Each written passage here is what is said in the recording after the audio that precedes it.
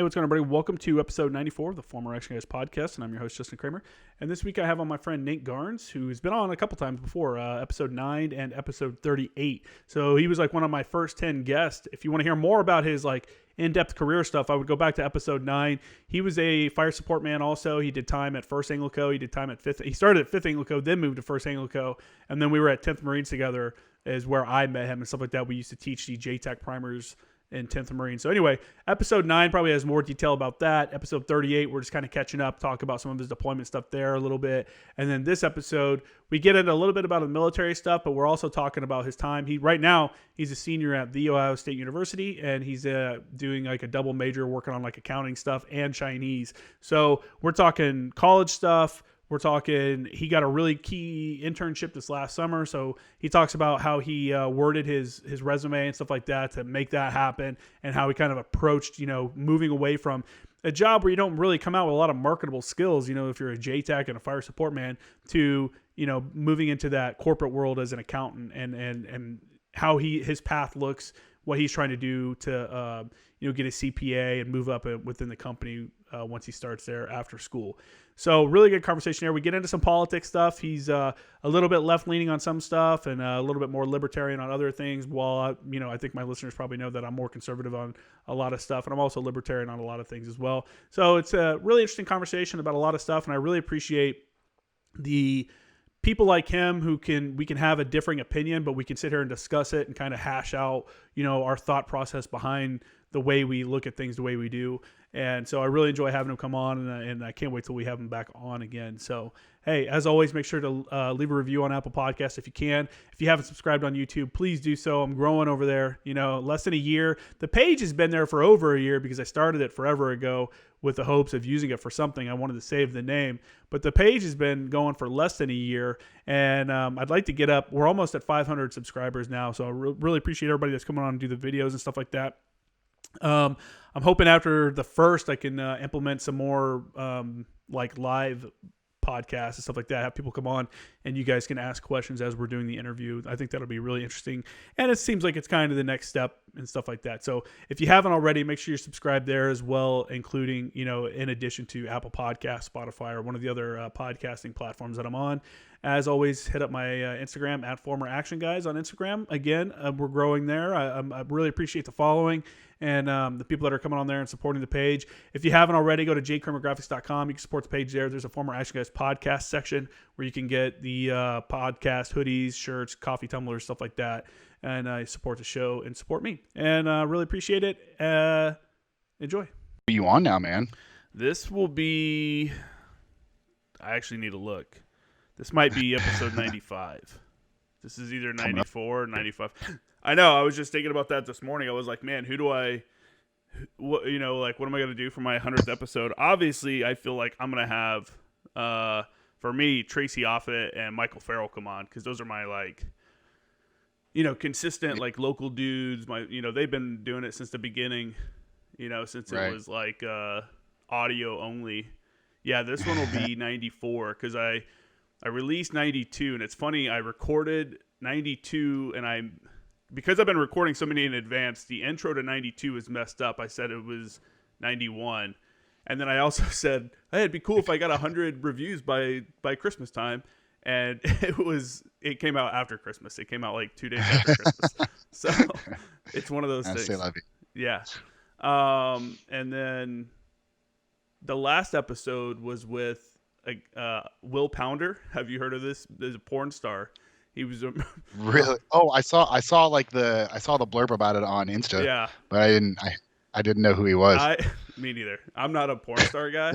I'm not especially a male porn star. Why would I know a male porn star? Yeah, Ron Jeremy, I think, is the only name I can go to. Yeah, there's another. See that, and that shows how old we are, because that's not that dude's right, now facing charges. Is he really? I didn't know you that. Didn't know that? He's facing a bunch of rape charges. Well, I guess I'm not surprised. I imagine the porn industry in the 80s and 90s and stuff, the 70s to the 90s, was probably pretty creepy. Yeah. Yeah, I'm sure. Sure. I mean, he's a creepy look first glance. 100%.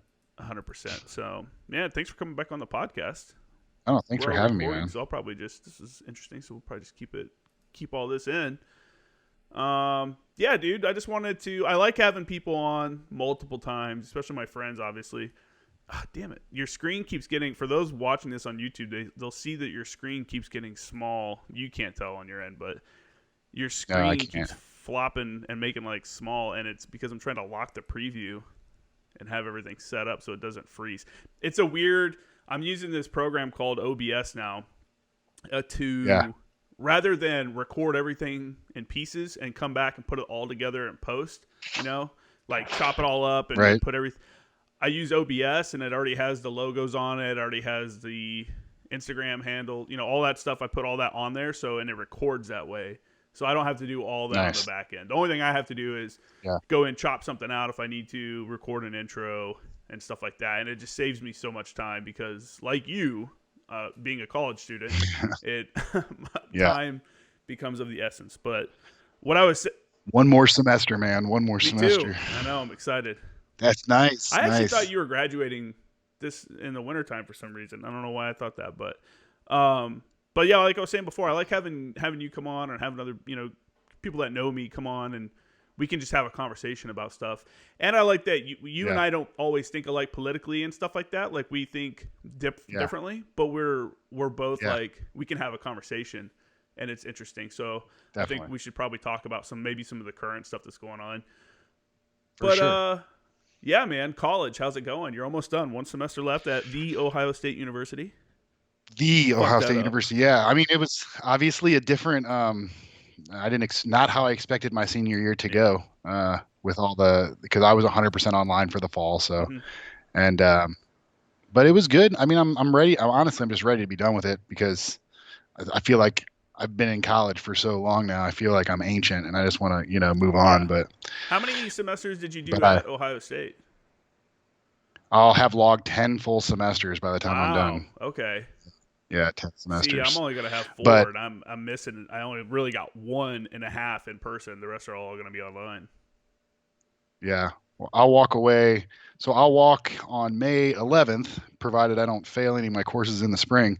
I'll walk with a science and business administration with a specialization in accounting, and then a bachelor's of arts from the College of Arts and Sciences.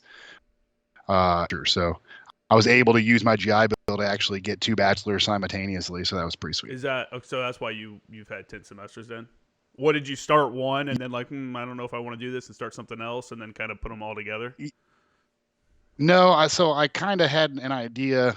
So I was able to use before I got out. I used the TA to get my my associate. Those credits transferred over, and then I wanted to take Chinese, so I just started taking Chinese when I was at. With the way the timing, the 36 months you have to use the GI Bill or of usage, I could actually pursue 2 degrees at the same time and get it. And I think I'll still have like a couple of weeks left on my GI Bill when I'm done. That's cool. That's cool. And for people that don't know, like even if you have 1 day left, you get to do an entire semester. Yep, entire semester. So if I ever do, end up going for my MBA, I'll get 1 semester paid for with the GI Bill. Yeah. I was kind of hoping I'd use all my time up because I'm one of the guys that had to pay for the GI Bill for the Montgomery. So if you use all of your 9/11 post 9/11 GI Bill up, you get that $1,200 back, or $1,800 for me because I got that six. I used the $600 kicker. Yeah. So I did also. But you don't get that. You don't get that money back until you use all of your entitlement, all of your post 9/11 GI Bill I thought entitlement. they just took it to court, and now they're talking about instead of paying people back, they're talking about they have to give you another year's worth of college if you want it, another 12 months worth of benefits. That would be worth more than $1,800 for sure. I think that was just in the courts recently, and the guy won, and maybe it's being appealed or something right now, but it's something that's like in the court system right now to have that changed. So cool. That's, if you wanted to go back and get a master's or something like that, I don't want to go back and get a master's. I mean, won't you have to at some point if you're, business administration? Not really. So the way that the pathway to become a certified public accountant, you obviously have the education requirement, which it's different by state, but it's pretty much an undergraduate degree and certain amount of coursework and business hours and certain amount of coursework and accounting hours. And then you can apply to sit for your exams. So there's 4 exams. The FAR, financial, audit, government, and I think like NGOs or something. I can't remember what all 4 of them are. But you have 18 months to sit for these 4 exams. So once you have the education, you apply for what's called your notice to sit, or your NTS. You take that NTS and you schedule a time to sit for your first exam. It's a big And deal then too. you go. Yeah, it's like a 4-hour exam. All of them are 4 hours. 4 exams. They're 4 hours long each.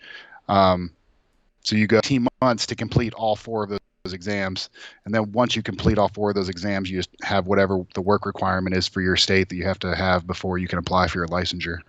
So I had a neighbor at my last apartment who was sitting for his exams and doing that, and I think he failed one of them, and I was like, that sucks, a lot man. of people do. Yeah, A lot of people do. but the way it was, it's like there's something with the timing that if you fail, I don't. You could probably explain it better than I do. That like, because you have that 18-month period that you have to do. Yeah, it. you have to complete all 4 of the exams in 18 months. So if you fail, it's all right. You can go take it again. The clock doesn't start running until you pass your first exam. So if you pass your first exam, then you take your second exam and fail it, you got to take that second exam again until you pass it, and then move on to your third, and then move on to your fourth. And you got 18 months to do that. And if the 18 months lapses, you got to start over again. Is this something you've already done, or is this something you do after you graduate? I can't apply for my NTS in the state of Ohio until I have taken auditing. That's one of the particular things about Ohio. You can't sit for your exam until after you've taken auditing, and I take auditing this coming semester. So okay. You think that's better, though? I was hoping to. I mean, I don't know. I have the Becker test prep, which so this summer I was interning with Ernst & Young down in Texas, and I got offered the job after the internship. So that's Congrats. awesome to roll into my senior year with employment lockdown. Yeah, thanks. Yeah. But they give you free access to the Becker test prep, which is the CPA test prep. If you buy it individually, it's like $3,000. It's ridiculous. Oh, really? Jesus. Yeah. So I've been doing the prepping for my FAR, which is the financial one, and it's typically the hardest. There's the most content. So the idea is take that one first, because if you're going to fail something, that's likely the one that you're going to fail. I think like 50% of people fail it or something. I don't know. But man, yeah, you only have to get a 75 and you passed, and there's no like extra credit for doing better, but getting that 75 is hard. That's the goal, though, huh? It's to become a CPA. Yeah. And that. Yeah. Have that licensure, and then start at EY next. They give me a time window, so it's between July and October. I imagine sometime during the spring semester they'll contact me and lock it down on the exact date. But I'll have some gap time. So I graduate in May. My lease is up in May, so I'll be homeless. Dude, buy a van and travel the fucking country, man. Yeah, that's what I'm gonna go. I'm just gonna pack up my daughter. She's in her senior year at Copley right now, and she's applied to Ohio State, and hopefully she gets in. I'm pretty sure she will. She's a good student. But so all of my furniture and everything, I'm just gonna put it in a storage unit here in Columbus. Then when she moves up here to start her freshman year, and since I have a Columbus address, she doesn't have to stay in the dorms, so she can stay out in town. Oh, cool. So I'm just gonna give her money for rent, and then let her have all my furniture, just pack my personal belongings in my terrain, and then trailer my bike behind me with some boxes, and drive down to Red River Gorge and climb for a month or something. Maybe go out to Yosemite and try a big wall. I would love to do that, but I need a partner. For sure. And I need to know how to climb trad, better than I do. I think I've placed gear twice in my life. So. Oh, I've never done that. So I've seen your photos, and I've watched. There's a new documentary out, or no, not a documentary. There's a female climber that was just on Joe Rogan, who was like the first to do something, whatever. Golden Gate, like the route she did. Yeah, it's a route on. So El Capitan's the big, granite monolith in Yosemite. It's 3,000 feet high, and she was the first woman to free that route. That's so crazy. So free is you don't use any. There's 2 types of climbing: aid climbing and free climbing. If you're free climbing, you're only using like your feet and your hands on the actual rock to pull yourself forward, and then you place protection periodically as you're climbing. So if you fell, the protection would catch you. But if you fall, it's not ascend. So she did the whole thing without ever falling on that route, it's like 514. It's hard climbing. I mean, I think Alex Honnold said something that's like after 30 feet, it doesn't matter anymore. So it's like if you fall. Yeah, seriously. Dude. Yeah. And he free soloed El Cap, the nose, or no, free rider. Yeah, he free soloed free rider, which is a route up it's like not as difficult climbing, but he climbed 3,000 feet with no protection. Yeah, Like, that's insane. that's wild. So, That's and you're wild. into that, huh? Not nothing like that extreme, obviously, but Yeah, no, not solo climbing, but I sport climb. So it's a great area. Columbus has two national parks. Well, actually, New River Gorge is about to be a national park. Um, but it's New River Gorge in West Virginia and then Red River Gorge down in Kentucky. Both of them are about 4 hours away from me. So it's easy to pack up and go do a weekend trip there. And there's a ton of great sport climbing, beautiful stone, beautiful views. Like that's cool. even just hiking is gorgeous. Yeah. That's interesting. They're Um, adding to the national park system, huh? yeah. New River Gorge, I think, is about to get approved. I don't know. Somebody in the gym was telling me about it yesterday or today. That's cool. Um, I know but it's going to be a national there park. was like a big stirring of the folks when Trump was like gonna hand land back over to the states. Like Bears Ear was a big one that everyone was talking about. And I've Yeah. actually Yeah. camped out there. Great spot, middle of nowhere. If anyone's interested, if you're into that, if you want to camp, look up White House Campground on BLM land in Utah, and I mean it's one of those spots where they have fire rings and shit, but you can just pull up and Right. camp. What a great spot though. But anyway, that was all kicked up, like they were kicking it back down to the state level, and people were upset about that. So I'm Yeah. surprised to hear that another one. I don't personally. I'm like, dude, let the states have it. You know what I'm saying? If you're afraid that the states are going to turn it into a gas and oil projects and stuff like that, then that's on you to elect better state legislation, or people to Yeah. representation Yeah. and stuff like that. I tend to lean towards localities and states controlling the majority of governing. So, I mean, I'm not sure every state can be trusted, For but sure, I'm yeah. I'm just I'm not going to live in those. Well, I was looking at it. I Um, was looking at it also. I'm from Indiana originally, and there's like no public land there, so it's nice to have some public land. There's like very little. yeah, It's different out here out west where you have all this BLM land and you can do all this stuff, and it's mostly desert and shit like that. But you've been out there, but right. I mean, for what you like to do, rock climbing, I'm sure like BLM land's Yeah, like Joshua heaven. Tree is a great spot. Yeah, I know. I'm looking into because I've never climbed anywhere outside other than what's close to me, so New and Red River Gorge. But yeah, there's a lot of great places out west. I mean, if I have 4 months of gap time between, school and work, I'll definitely make my way out to California and climb something out dude. there. If you've never been to Utah, go to Utah. Yeah, Utah. The in Uh, the photos you see of like the orange mountains and stuff like that are 100% real. yeah, If you like yeah. Moab is in Utah, isn't yeah, it? so Yeah, that's yeah. over by where that campground is at for the Okay. White House campground. It's Yeah, there's some epic climbing out there. I mean, I've seen videos and whatnot. yeah, dude, that's cool. I mean, you got 4 months. It's funny you're like shedding of all your personal goods before you move along. Total marine thing. You're like minimized. You're Yeah, gonna go somewhere and start over again. exactly. I mean, it's funny that the apartment I'm in now, I've been here when my lease is up, I'll have been here 2.5 years, and that's the longest I've ever lived in one place since I was 16 years Really? old. Yeah, so 22 years. This is the longest I've ever lived in one place, and it's 2.5 years. I mean, I think for the average person, 2.5 years is like you haven't been there that long. But me, I'm like, this is home. Yeah, that's 2.5 years. I know what you're saying. In the Marine Corps, it was weird. I was in Camp Johnson and then Camp Lejeune 7 years before I Yeah, came out west. So I mean, I was basically in the same spot for 7 years. And then out here, I spent the rest of my time yeah, in Pendleton. I don't understand. Some guys do 3 years and move around constantly, but I wasn't one of them. yeah. My first duty station was in Oki with Fifth Anglico, and that's only a 2-year stint. But I mean, I wasn't even on the. I did a 7-month tour to Iraq during that time. I did, Cobra Gold. What's the one down in the Philippines? Balakatan. We did a UFL. I think 2 UFLs. So I wasn't on the island for the 24 months I was stationed there. I was probably only on the island for like 10, Really? maybe. Yeah. And then I went to Camp Pendleton to First Anglico.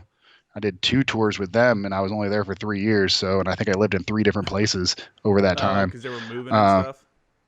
yeah, I mean, I was married at the time, so the wife went back Oh, to Texas to stay with the baby and her dad while I deployed to Afghanistan. Um, but yeah, and then The Marine Corps bounced me around quite a bit, Plus, you quite a went bit. from Anglico to Anglico, which are not, they're like high tempo. Even if you're not deploying, you're in the Yeah, field a lot, or you're training yeah. It was somewhere. like there was like 3 blocks. You were either deployed on post deployment time or working up for deployment. That was the world you lived in I all the had time. my salt leader. We went back and forth on some stuff, and we didn't get along about some things. But I will say that he was really good at planning training. He we were on our way back from the Mew, right, and we were on ship still. And he's like, all right, Staff Sergeant, we need to start scheduling ranges." And I'm like, "Dude, we hadn't even got back yet." And we literally got back. I think we took like a week or two off, and then we went to the field. And I'm like, Yeah. which I was Wow. like, I got what he was saying. At one point, he was like, "Hey, we're gonna work this, this period, and then we're gonna stop." Because I told him, I'm like, "Dude, you're gonna burn the dudes out." I'm like, "We have all this shit going on, Like, I get it. We should totally be Right. training and stuff, but we did just come back from the deployment where we just did a shit ton of training because we were in Kuwait for half of the deployment. Some of us not half, but for a couple months, just doing CAS a couple times Yeah. a week. So it was like, we were all doing pretty well. I had just picked up my JTAC Right. qualification and stuff like that, Yeah. and he would just so we came back and all the other teams were like, "Dude, didn't you guys just get back?" And we're like, "Yeah, man, but we're going out fucking every month." We had a major event. We had one major event, and then every week we had like some kind of training to build up to that major event. Supplement Yeah. that event. Yeah. Yeah, you stay pretty busy out there, man. I told people, I'm like, "Yeah, I live in California, but I really don't see it much because I'm seriously gone a lot." All the time. Yeah. I wouldn't trade it though. First Anglico, man, was a great time. Going out to San Clemente Island and doing close air support out there. I'm sure you got to do that a few times. You know. Yeah. And 29 Palms is right down the way, so there was always good training to be had out I there. actually never went to 29 And Palms with First Anglico. No, I no. went to NTC, Yeah, we used to. but not 29 Palms. Yeah, we went to that's like NTC and 29 Palms was the two places that we went. Yeah, we started using Gila Bend a lot. I don't know if it was my team before I got there or someone learned about that range or got a foothold in there and learned the range scheduling process. And we started. Yeah. It's one of those things like when it's like going to a major national park. As soon as the availability opens up, it's like you have to be on there immediately or someo's taking it. Unless you want to go to Gila Bend, Yeah. Arizona in August, and sit out in 105 degrees or more. I dealt with that with the range scheduling process terrible life when I was on the 24th Mu because I was in the S3 as the JTAC, and that's what I did. I scheduled ranges, not just cast ranges. It was the beach and the water. I never understood in Camp Lejeune you have to schedule the beach and you have to schedule the water. It's two separate, Oh, like really? two things. I'm like, come on, man. If I'm using the beach, I'm using the water, aren't I? I'm moving LCACs from the ship to That's the funny. shore. But yeah, it was just I never, terrible.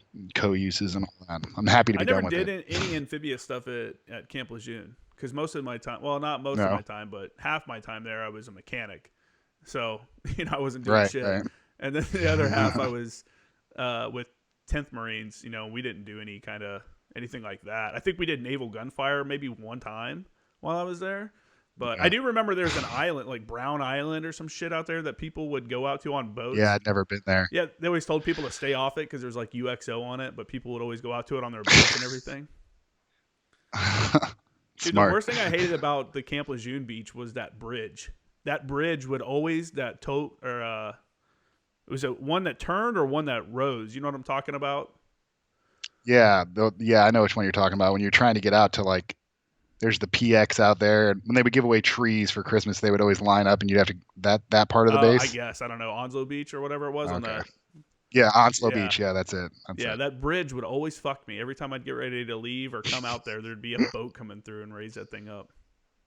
It's so weird, Camp Lejeune compared to Camp Pendleton, Yeah, it's And night I and bet day. I mean, first Marine Division to second Marine Division is night and day. There's a reason that First Marine Division gets called on first to do work. that's like a newer thing though. I've been reading some stuff, and like before the global war on terrorism, it was Second Marine Division was always the one that was at the ready Yeah. for like. I think it was more so because they're on that side of the country, closer to Europe and shit, or closer to that fight, and they had like Second Anglico was attached to like 82nd Airborne and stuff for their missions and shit. Oh yeah. Yeah. See, I don't know. I mean, I don't. Obviously, my only experience comes from post GWAT. So, Yeah. You never read military books or anything like that? I mean, I've read, Bing West, The Mm, Village. Um, classic. I like historical nonfiction. Yeah. So, I read like there's a book called Between the Seas by I think it's David McCall, but it's pretty much the construction of the Suez and Panama Canal. It's a great read. Like he's a great storyteller. And then he has another one about the making of the atomic bomb. Mm. So, I like those but same style books. yeah, yeah. But yeah, not too much military history. I'm probably not the biggest buff on it. If you're into those kind, there's a book called one of my majors while I was in recommended it to me. It's called Alaska. I can't see it from here to read the guy's name. It's like a historical fiction from he wrote it in the 60s, I think. And it has like it's about 1,000 pages, but it's Yeah, the history of Alaska through like he creates characters, starting with like a woolly mammoth. right. You know what I'm saying? It starts with the woolly Yeah. mammoth and goes all the way up until the time he wrote it in the 60s, and it kind of talks about like the Alaska natives. I don't know what you call Alaska natives, Indians. I don't know as And the Inuits, Inuits. Inuits. Talks about them like living and then someone introducing alcohol and how it decimated their like communities and stuff like that. Like it's actually a really good book. It's he wrote that one and he wrote one called Hawaii. You know, he's obviously super original in his names, but the books, the Hawaii one's cool too because it talks about. The Hawaii history has to be Oh, incredible. it's a really good book. Honestly, I think if anyone's interested in Hawaiian culture or something like that, I think that's an interesting book because it kind of talks about what happened. It talks about the people coming over, like the what do you call them, missionaries coming over there and stuff like that, and living and trying to like convert Yeah, them. bring bringing But it's disease. all from the first person, like their characters and stuff. He creates characters and stuff, but it's Right. all based on the actual history. It's really interesting. I'll have to find the name of the book or whatever, or of the author, and give it to you. But I don't read as much now that I'm out. I feel like I should be reading more. Maybe it's because I'm in school. I don't pleasure read. I read my Yeah, textbooks. I'm just. I mean, especially with like the double degree, I'm like consistently at 17 to 19 credit hours every semester, except for this last one. This last one I only have 13, that's gross, so dude. it's great. That's gross. Yeah. I don't know why you're doing that to yourself. I don't know. Like there's been over the past 4 years, there's been times when I'm like suffering through a Chinese class and I have no idea what the teacher's saying. I don't know how to respond. I'm just doubting Mm-hmm. myself to the 10th degree. But I think probably because I had told people that I was going to do Yeah. it. So I'd already committed myself to it. And so I refused to fail. Like I refused to go back and be like, oh yeah, I was going to try to get that, but it was too hard. So I quit. Like I'm just not built that Yeah. way. No, that makes sense. I'll just suffer. I'm on the other end of the spectrum. I took 18 this semester and 18 credit hours. And last semester I want to say I took 18 also, but I might not have. But it's for me it's like between school and all this trying to do this stuff it's just too much. So I told them Right. because I added a history minor. So for my degree you have to have, I'm sure yours also, you have to have classes outside of your major that you have to take. Right. And you have to have a certain amount of upper division ones. And my only two options were take more classes focusing on Italian, and I'm like, no way, I'm not doing that. Like I suffered like you did through Chinese, which was probably I can imagine is way worse. Italian, Any foreign I language. just suffered through Pain in that, the like you did, ass. just doubting, like not understanding what she's saying. I remember the first day I walked into a class, and just started speaking just straight Italian. I'm like, oh fuck, man. I talked to some of the other students had lived in Italy for a few months and done all this other stuff, and I had taken what was one semester at Miracosta College, but it equated to 2 semesters because they doubled the length of the class. So I basically had one Yeah. semester of Italian, and I'm walking into this class, and I'm like, oh man, I'm fucked. So anyway, I had Yeah. to, for my major, I'd either have to take more Italian stuff, which I didn't want to do, or take some history classes. So I was like, well, I'll take the history classes, and then if I take these 2 extra classes, I can pick up a history minor. And I took 18 credits this semester, and I was just like, you know what, man, this is just too much because I'm also helping my kid, with his classes and stuff like that. He's staying here a lot more because his mom still goes to work, so I can keep him during the day and like we can do e-learning and shit. So Right. between the podcast, the website, that school, I was like, this is stupid. So I'm going to drop my minor and actually only take 5 classes. So I still have to take, 5. I'm only losing 1 class, but I'm like, that 1 class is going to be just a weight, taken off that I just don't need. Yeah. And who cares about a history minor? You know what I'm saying? I mean, really. Also, my decision was also financial because the way that I developed my degree plan with both of them at the same time, if I dropped the Chinese, I wouldn't be taking enough credit hours of my business major to be a full-time student. So I would lose my grants, I would lose my scholarships, my GI Bill would go down, my BAH would go down. So I really had no choice but to keep on keeping on. Yeah. Or else it was going to mess with my money situation, which is already, tight. I mean, I'm unemployed without income. So you're a college student. Yeah, I am. I'm a broke college student. I mean, it's not so bad between the GI Bill, and since I've kept a pretty good GPA, and I've been a recipient of Ohio State, so that's cool. $5,000 a semester, $10,000 a year. So it's an incredible honor, and and I can't say enough about the donors that give to Ohio State.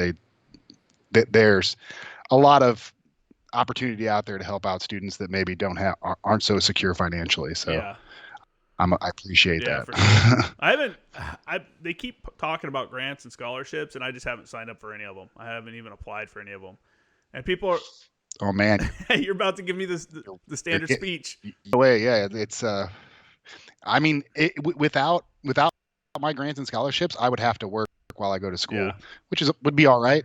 I could make it happen, but the employment I would be doing on nights and weekends with my background would be bartending and serving, because that's what I did before I joined the Marine Corps. And I found out quickly when I got out of the Marine Corps that it wasn't a good idea for me to be in a bar until 4 a.m.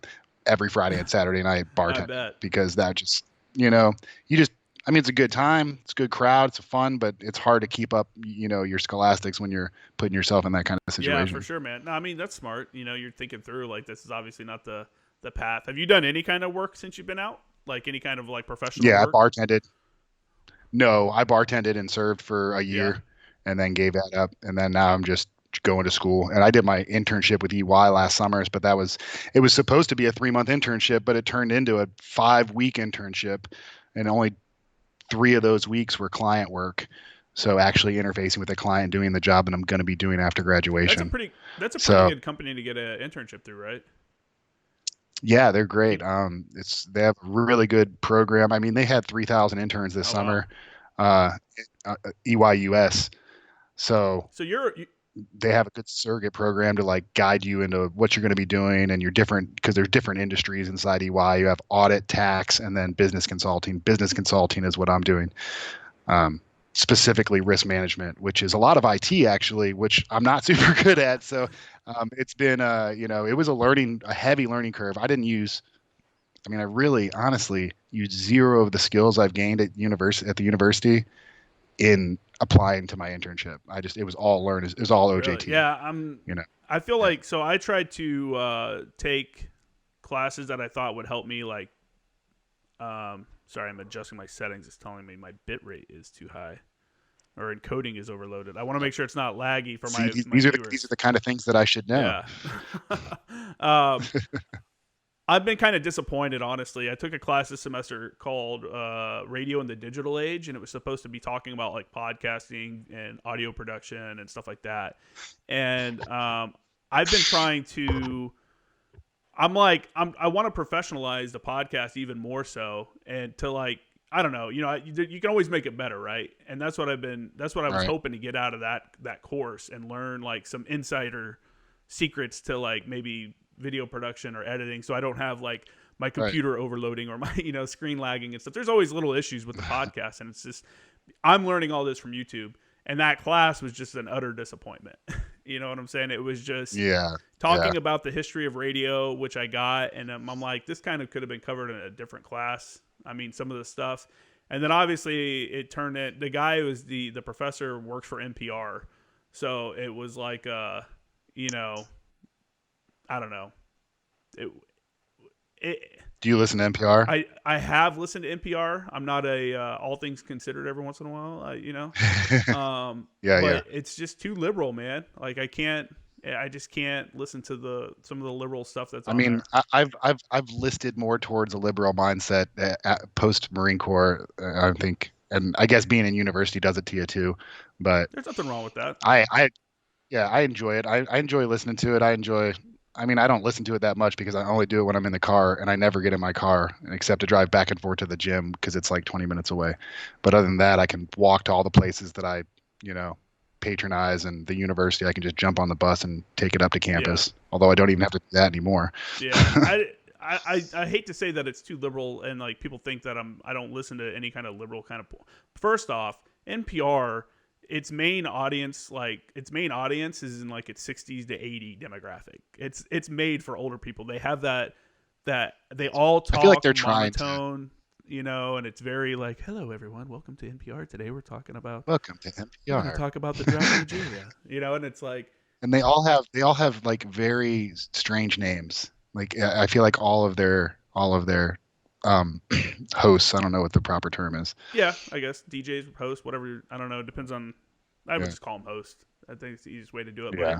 it's not. It's just. I don't feel like I like their world. Some of their world stuff. I'll definitely get behind like listening to or watching some of their stuff behind like what's happening in other countries because I think people have a very narrow perspective of the world, and that's why we have this like Yeah.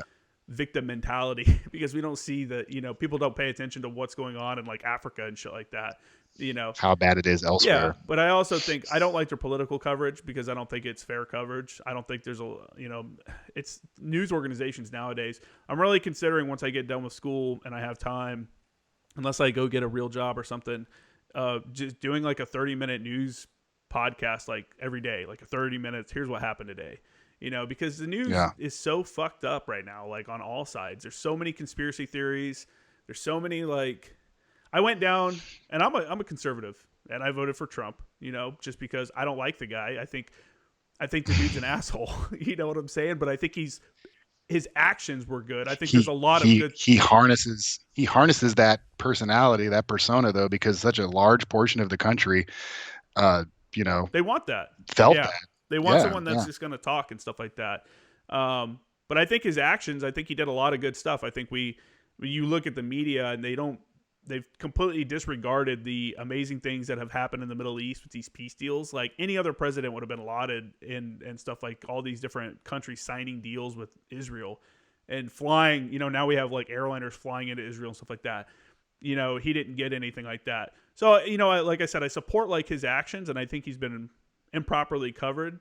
But I think now, like these people gotta like realize that he lost, man. Like the dude fucking lost, and it sucks, and I'm bummed about it as well. But he Right. lost, and there is voter fraud at the same time. Both of those things can also be true, but there's not enough to say that the votes were flipped. And I think he fucking lost because he was bashing mail-in voting. And there's so many And lazy so his voters. supporters didn't mail in vote. Yeah. If he had embraced mail in voting in the beginning, it would have been probably would have been a different Exactly. situation. I think he should have done both, 'Cause man. If he would have been like mail-in Because vote, if the mail in votes had creeped in for him like they creeped in for Biden, I mean, he just If he slowly inched over the if he top. would have just said like, if you don't feel safe, then fucking mail-in vote. Like if I would rather you do that than not do anything at all. You know what I'm saying? I'm kind of the other. Like I feel like if you can't be bothered to go vote, like, I don't know. I feel like if you want to vote, you should get out and vote. I went and 100%. voted in my polling place, but they were strictly like there was 6 feet of distance, and you had to wear a mask when you were even getting close, and it was separated. You only interacted with the person that was giving you instructions on what to do. I mean, Yeah. I felt like they made it as safe as it could I did possibly be, mail-in at least voting. here in Columbus. I did mail-in voting here in San Yeah. Diego. I was like the third person in line that morning, or I did in-person voting. Excuse me. Okay. But I do want to say though, like I'm with you. I 100% agree. I think that if you want to vote, I think we should push back to going in person. I think this whole mail-in voting thing. The only reason I say that they should have done it though is because it was going to happen either way. Like you can kick and scream Right. about it, doesn't matter. They're still going to let it go through. So play with the Yeah. rules you have. That's like Hillary Clinton coming in the Yeah. background saying, "I won the popular vote." No one cares. The rules are you have to win the fucking electoral college. You know what I'm saying? Yeah. It's not the way the Constitution's written. And I think a lot of the mail-in voting, I don't know. I think people should get out, and I think there are people that they have a reason to mail in vote, and I think those people should be allowed to. Yeah. I also think that we do need to purge a lot of the voter rolls and update our shit. I think a lot of these states are so fucked up. You have states that are still counting at the end of December. Yeah. You know, how is that even okay? How is that even like? I mean, I don't know. It's 2020. Like, we got to figure out something better.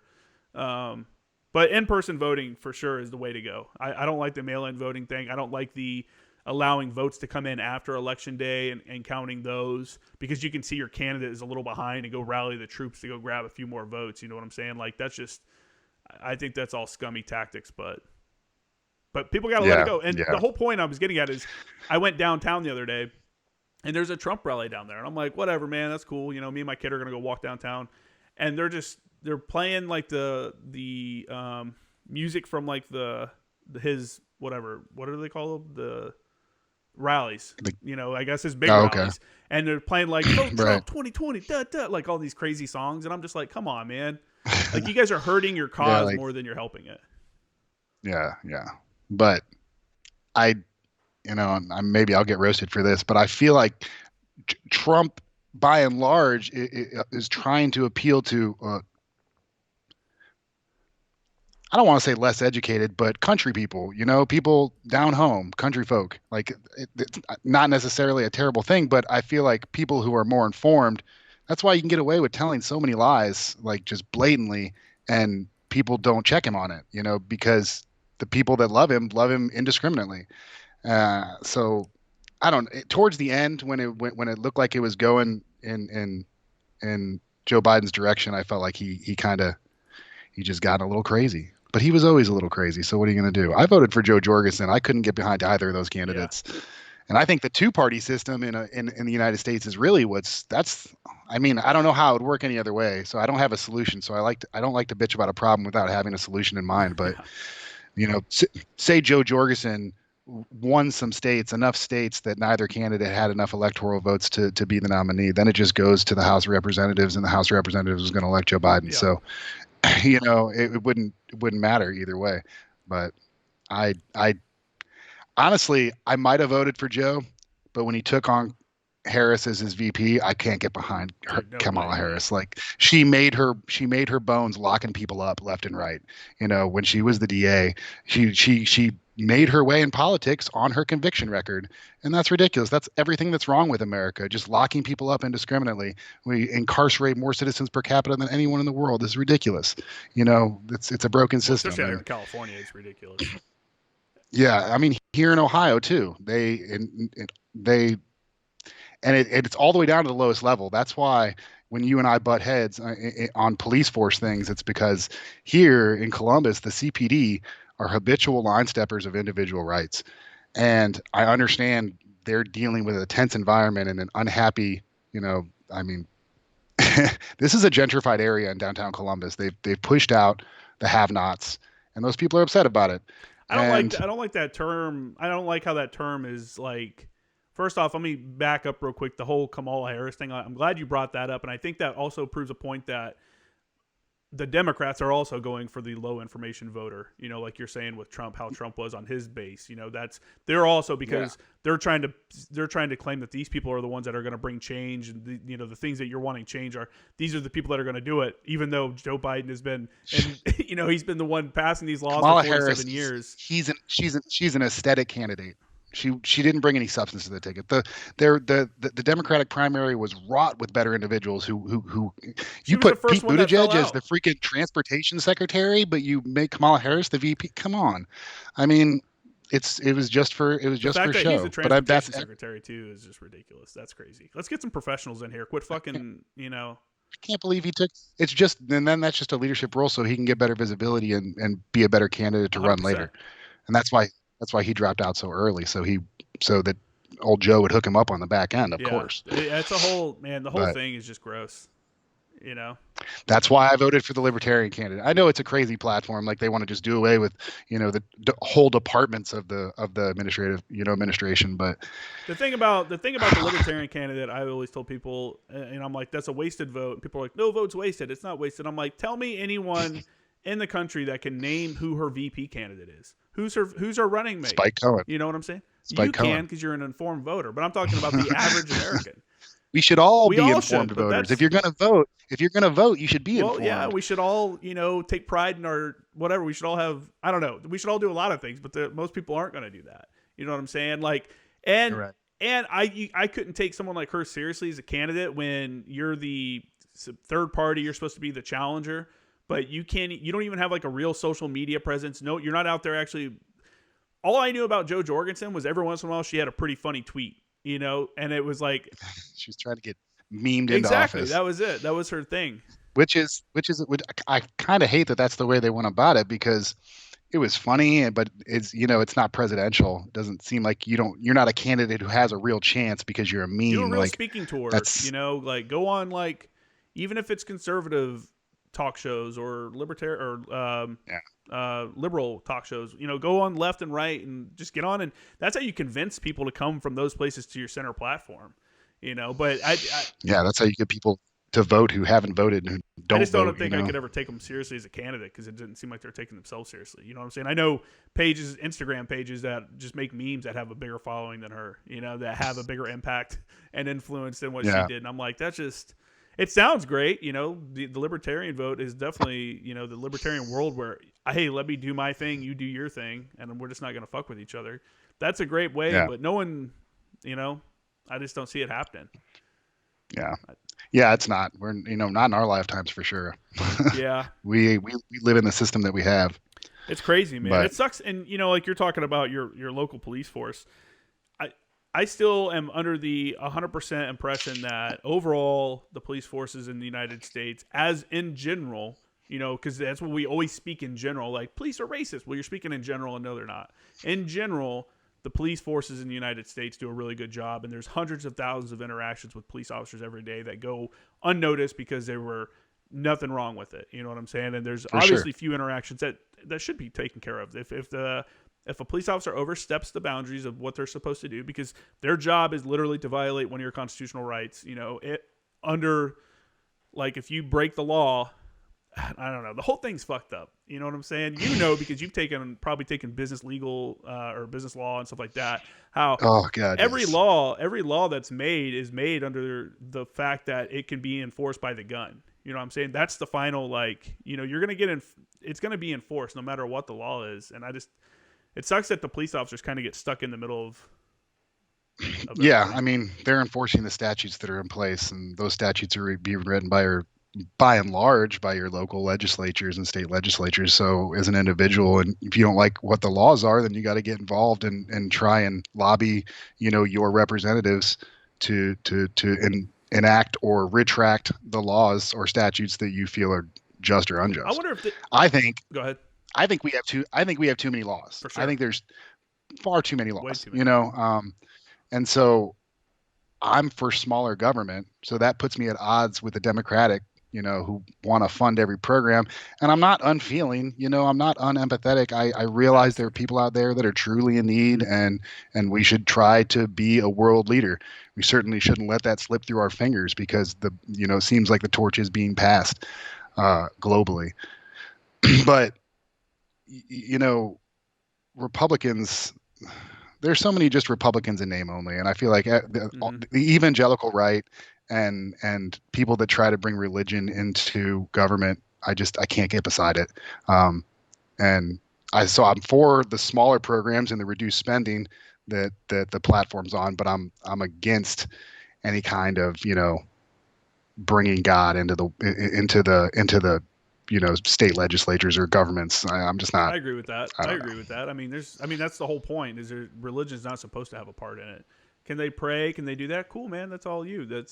I also don't think that we should be going around taking like God off, the stuff we have on our money that's been there for forever, taking that stuff off of it either. You can also say that religion shouldn't be involved with the government, but keep these things that are traditionally there. You know what I'm saying? That really have no religious impact. You think religious people are like, this dollar bill says God on it, so it's a blessed dollar bill, and God we trust. Yeah, I don't know, man. It's I wonder if there's a way for police officers to question a law that they think is unconstitutional, like enforcing wise. You know what I'm saying? there's got to be a Yeah. way to be like, hey, man, I swore to uphold and defend the Constitution of the United States. This is unconstitutional in my eyes. I'm not going to go on this call or whatever. Is that I wonder if that's an Yeah. option. I mean, you can choose not to take the oath for sure. You know, um, What, just not be a I'd cop? not be a cop. I've realized we need a police force, but if you can't get behind the laws that govern wherever you live, then how can you be somebody that upholds those laws? Yeah. No, I get that. There's got to be something, though, where, I mean, especially when you start thinking about Second Amendment laws and stuff like that with people, like, especially what right now, the whole ATF and the pistol brace thing that's going around, people are getting up in arms about that, obviously. Yeah. And I wonder if you're a police officer, you could be like, hey, this seems unconstitutional. Like, I'm not going to go do this. I don't know. Yeah. I'm not going to go yeah, especially like you're trying to like tell a cop, like, look, they're in violation. Go take their guns away from them. I don't know. Because that's what it comes down to. At It some is. point, That's how it's going to get done. You're going to have to do your job. Yeah, I was just following It's orders, or are you going to like stand up for your own morals? it's like the cops that have been, I think they just got fired, with the Breonna Taylor shooting. And yeah, and that whole situation, like, are those cops at fault, or is it the laws that they have to enforce and the information they've received? They're carrying out the job. So sometimes I feel like, Black Lives Matter and they take a surface level look, but you got to go deeper than, like, yeah, you want to punish the individual who did this wrong. This is a person that shot and killed an innocent person. Yes, that's a fact. But, like, you can't just stop there. The election, there was in Ohio, they had it's a civilian panel. So it's a civilian and police panel that comes together for any kind of internal investigation. And so it was on the ballot, and they passed that measure. And I hope that does something to help. But, did they not have any kind of civilian like input on any kind of panels? No, internal investigations were conducted by the department. Well, yeah, but but was it public information though? Did they make the information public? No, and we just had another shooting. I think it was last week. Black guy was going home. He had a sub wrapped in silver that he was taking home. He did have a firearm on him. He had a concealed carry permit. Had no priors. Cops were looking for somebody else. The cop hadn't turned his body cam on yet. Shot the guy, killed him. Yeah. Turned his body cam on afterwards. I can't remember the kid's name. Oh, that was I know what you're talking about. That just happened. Yeah. It just happened, but it happened, and it's not stopping either. So I wonder. So the whole body cam thing, I wonder how that works, because obviously people are upset that he turned his body cam off, or he didn't turn it on until after the shooting. I watched a body cam video today. My buddy sent me, who was actually an officer and was involved in an officer-involved shooting. I'm not going to say his name or the department or anything, but he sent me a video today, the investigation video of it. And their body cam audio is off for they have to turn their body cam audio on, which I'm like, okay, I could kind of see that, because if you're just cruising around all day and you probably don't want to, there's no reason. Every single word being recorded. Yeah, there's no reason to record what you and your buddy are talking about, like your family did yesterday and stuff like that. I get that, but I'm also like, I feel like they should have turned it on sooner. It should be like the first thing. If you're moving on to a call, the first thing you do is you hit that. You know what I'm saying? And I'm judging from the outside looking in. I don't know what the adrenaline rush of like, hey, we got to do with a weapon call feels like, It was an organized operation as well, because they were looking for a suspect. And I can't remember what the charge was that this individual committed, but they hadn't found him, but he matched. So they were out looking for this individual. So I would think if you're doing something like that, you would have your body cam on. You'd want to have as much information gathered as you could the whole time. But did they ever I don't know. Did they find the guy that they were actually looking for? No, no, they didn't. Damn. So because everything turned on that he became the suspect. But I went down when I was down in Dallas, staying with my buddy, and we would go to downtown Dallas, and this is before the pandemic, when I was going out for my interview. So the summer before I actually conducted my internship, and the cops were outside the bar, out there keeping the peace, but they didn't really mess with anybody. It was nothing like Columbus. It was entire. So, and that's the thing. Everything is local. Politics are local. Police departments are local. some of those localities are doing it better, some of them are doing it worse, but we all need to do it better. That's for sure. Yeah, some people don't understand the impact of your local elections. Like we focus on the presidential election, and it's like, dude, here Yeah. at home, like the people that tax you for like your streets and sidewalks and fund your local like water utilities and shit like that, that's all Yeah. local stuff, you know. And if you don't, they need to be checked too. Look how many local politicians get caught up in these blackmail scandals or like get caught up with like, you know, I'm sure, you know, you moving into the accounting world, there's probably all kinds of weird shit you'll see being an accountant and stuff that's probably not legal or on the edge of legality, you know. Look, Yeah, well, legality is the baseline. There's a level of morality when you're talking about your licensure and ethics and whatnot. It's all there's a lot of gray area there, sure, and there's people that have abused it in the past. But yeah, I think I don't know. Do you guys vote for judges in California in your district where you yeah, vote? Yeah, so do we. I don't I know don't like that why, either. because they can't put a political affiliation on there, and I don't know who these people are. So I don't understand why the common citizen is being asked to know about. I Because feel like an I uninformed feel voter in bad that voting for way anybody. because it's like you have to do kind of. I feel like I should do research. So this time I didn't do it. Last time, um, 4 years ago or whatever. Was it 4 years ago? No, it was 2 years ago because Trump was already in office. Whatever. I did a mail-in ballot, but I took it and I received the mail-in ballot, and then I used that to find all the information for the people, filled it out at home, and then I walked it over and turned it in. You know what I'm saying? Okay. Because mail-in ballots here in Yeah. California, or anybody can do it. I agree. Again, I agree with mail-in balloting, I guess, like that. But as long as you request it, like I requested my mail-in ballot, and and stuff like that. So, Yeah, because as the just walking into the voting booth, I don't know. I mean, I guess it's all on name yeah, recognition, really. that's why they In put fact, signs I up know it everywhere. is because Medina County, which is a county in Northeast Ohio, there's a judge named Judge Kimbler, guy, Marine, that was the judge up there for a long time when I was a kid. I had some experience in Medina County court. So, but recently he retired, and his wife ran for his seat. Mm, And so people just see Judge Kimbler. They don't even know that it was his wife and not him, and then voted her. Now she is the judge there in Medina County. that's kind That's of weird. ridiculous. Yeah, That's like borderline illegal. I feel like like that's the kind of thing that we should be having laws about. You yeah. There know should be family dynasties holding on to these local seats, exactly. especially someone like a Yeah, judge that makes these. I mean, the process is the process. It's supposed to be like, well, if you don't like their outcome, then you push it up to the next level, but not that's not an option yeah, for everybody. That's not it's yeah. obviously not affordable for everyone to take something to the Supreme Court. And obviously they're not Right. going to all the levels have of I think what is it every level of appeals courts, can't they all say like, no, we're not even going to hear this case? Yeah, they can refuse to hear a case at any time. I think they can send it down. Yeah, so it's like yeah, there's definitely things that need to be fixed in our legal system. I think everyone can agree Yeah, on that, and I think everyone yeah, can agree that there's areas like you're talking about where there's over policing and that people need to back off a little bit and just kind of live and let live. I like the in is it Oregon? I think it's Oregon or yeah. It was Oregon that did away with any charge for a possession or personal well, use for any I think substance. that's dumb, but I think Why? because man, That's not something that needs to be legislated on. You don't need to be sending people to jail. I don't care what drug you're putting in your body.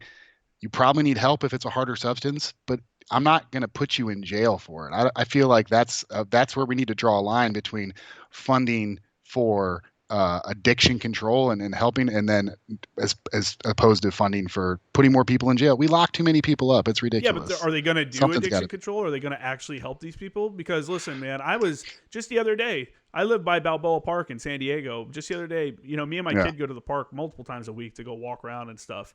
And Right. just the other day, we're walking through the park. A trail that we always go down, or not a trail, but a sidewalk area that we always go down along the edge of the park by Motley Field, if anybody knows where that is, or Mortley Field.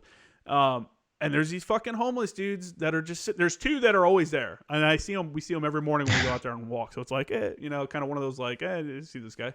And there was two that Right. aren't normally there, just sitting there hitting the crack pipe, man. I mean, we're walking right by them, and they're just blowing smoke, crack fucking, and my kid's like, what the hell? I'm like, dude, this is crazy. That this is like, and no one's doing anything That's about crazy. it. And Yeah. it's to see the level of homelessness and drug use on the streets, especially when the pandemic happened, and then here in San Diego when the riots, when the riots were happening all over the country, San Diego looked horrible. It looked, you go downtown and it was all boarded up buildings because no one wanted their giant window fronts smashed and shit like that. Stuff is still boarded up down here. Yeah, some places here, and there's homeless people just sitting in front of them. They spray painted the whole stairs of the Capitol building. So in Columbus has been, I think it's like 1809 when it was built. So this is an old building, and decimated it. Like that's not helping anything. That's not doing any good. There's a guy that was shot in my alley back here during the riots. Oh, shit. Were you home when it happened? So no, I was in Texas. I had sublet my apartment to a guy for 3 months. This is before the pandemic and before George Floyd and the whole BLM like craziness. So I sold it as, hey, you can stay for 4 months in this apartment. It's awesome in downtown Columbus. Area. They had all kinds of stuff that happens. It's warm. Like there's Scioto is beautiful, great jogging.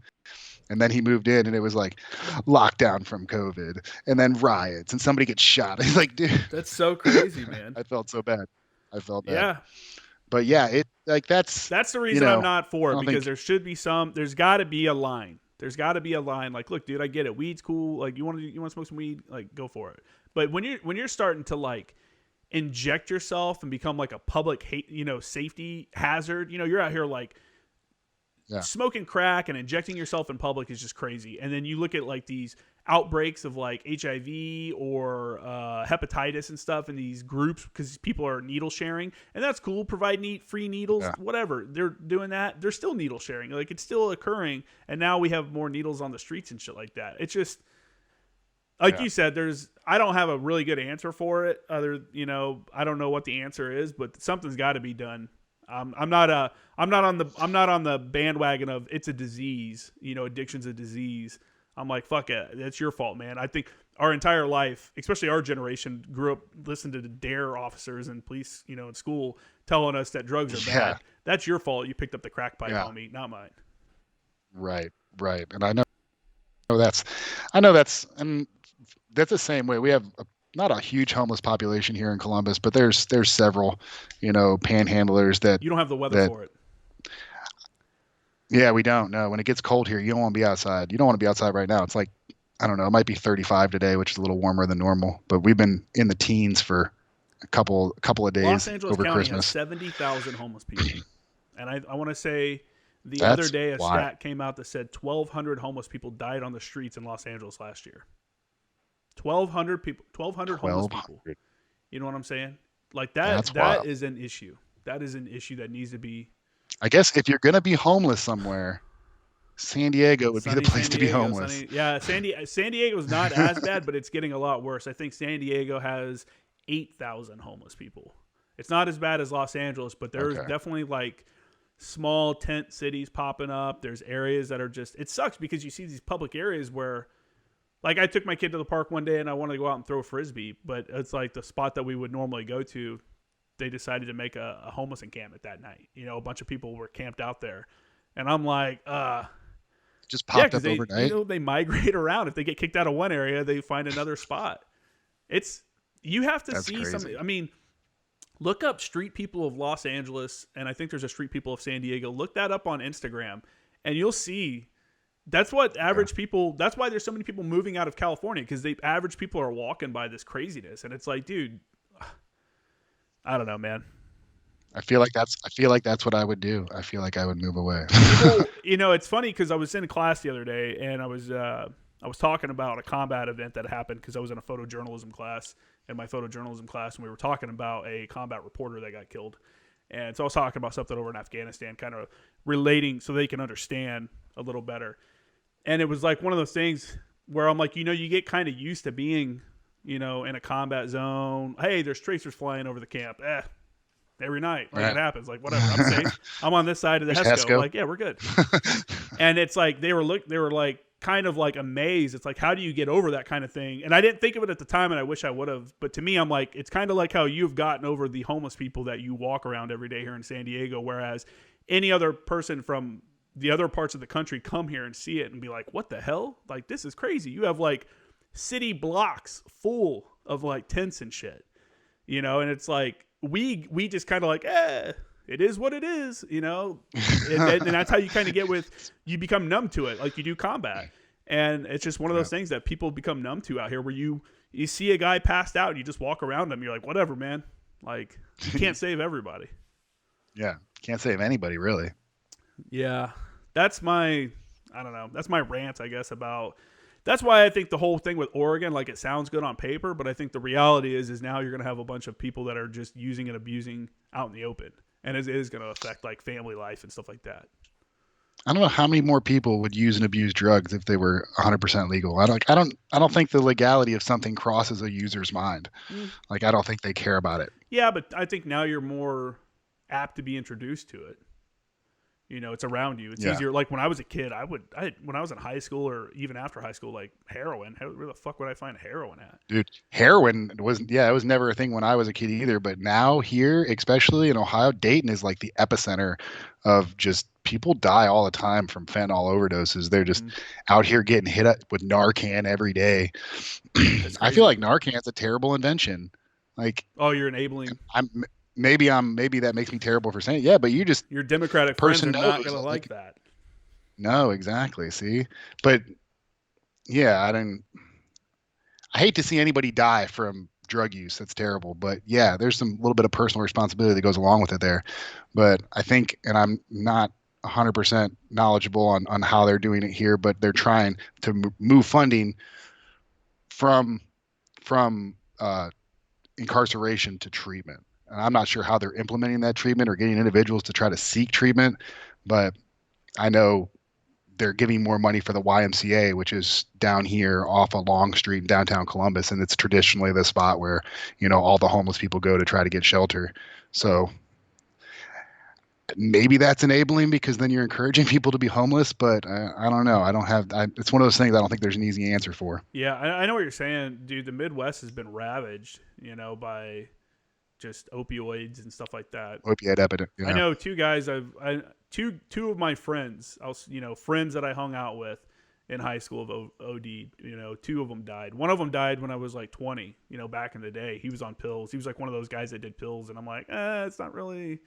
I don't know what that is. Well, I'm not really down with that. I mean, I took like a Flexerol one time, and I'm like, dude, that made me pass out. Like, this sucks. Like, how do you guys like this? Like walking around like a zombie. You know, and then another kid I used to hang out with that lived in my neighborhood, you know, he died. He actually died. I was at Miracosta College, and I was in a critical thinking course, and we had 3 topics we were covering over the semester, and we would go in depth about each one.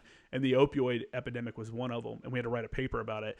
And he died the day before I started writing my paper, and I was like, so, you know, I added that in and stuff like that, talked about it, because it's like, you know, it's like one of those things. If you're not affected by it, I can see, I don't know, I think people have to take personal responsibility, but I also think that the doctors and stuff that knowingly overprescribed and stuff should also be held accountable. And I think, you know, they've obviously, I think there was already a settlement made with Purdue Pharma, like $1 billion settlement or some shit like that. Yeah. Because of them. Yeah. Because initially they were advertising like Oxycontin and stuff like that as an addictive free pain treatment. You know, that's what it was. Which is complete bullshit. It was supposed to be the unicorn. You know, like they finally found the pain management without addiction, and that obviously was not the case. And yeah, it's crazy, man. Yeah, I don't like. The VA sends me those 800 milligram Motrins. They send them to me in the mail, which is great. But that's, you know, for a hangover or muscle aches, that's pretty much. I'm still a Motrin and water kind of guy. Sure. And I've been overprescribed.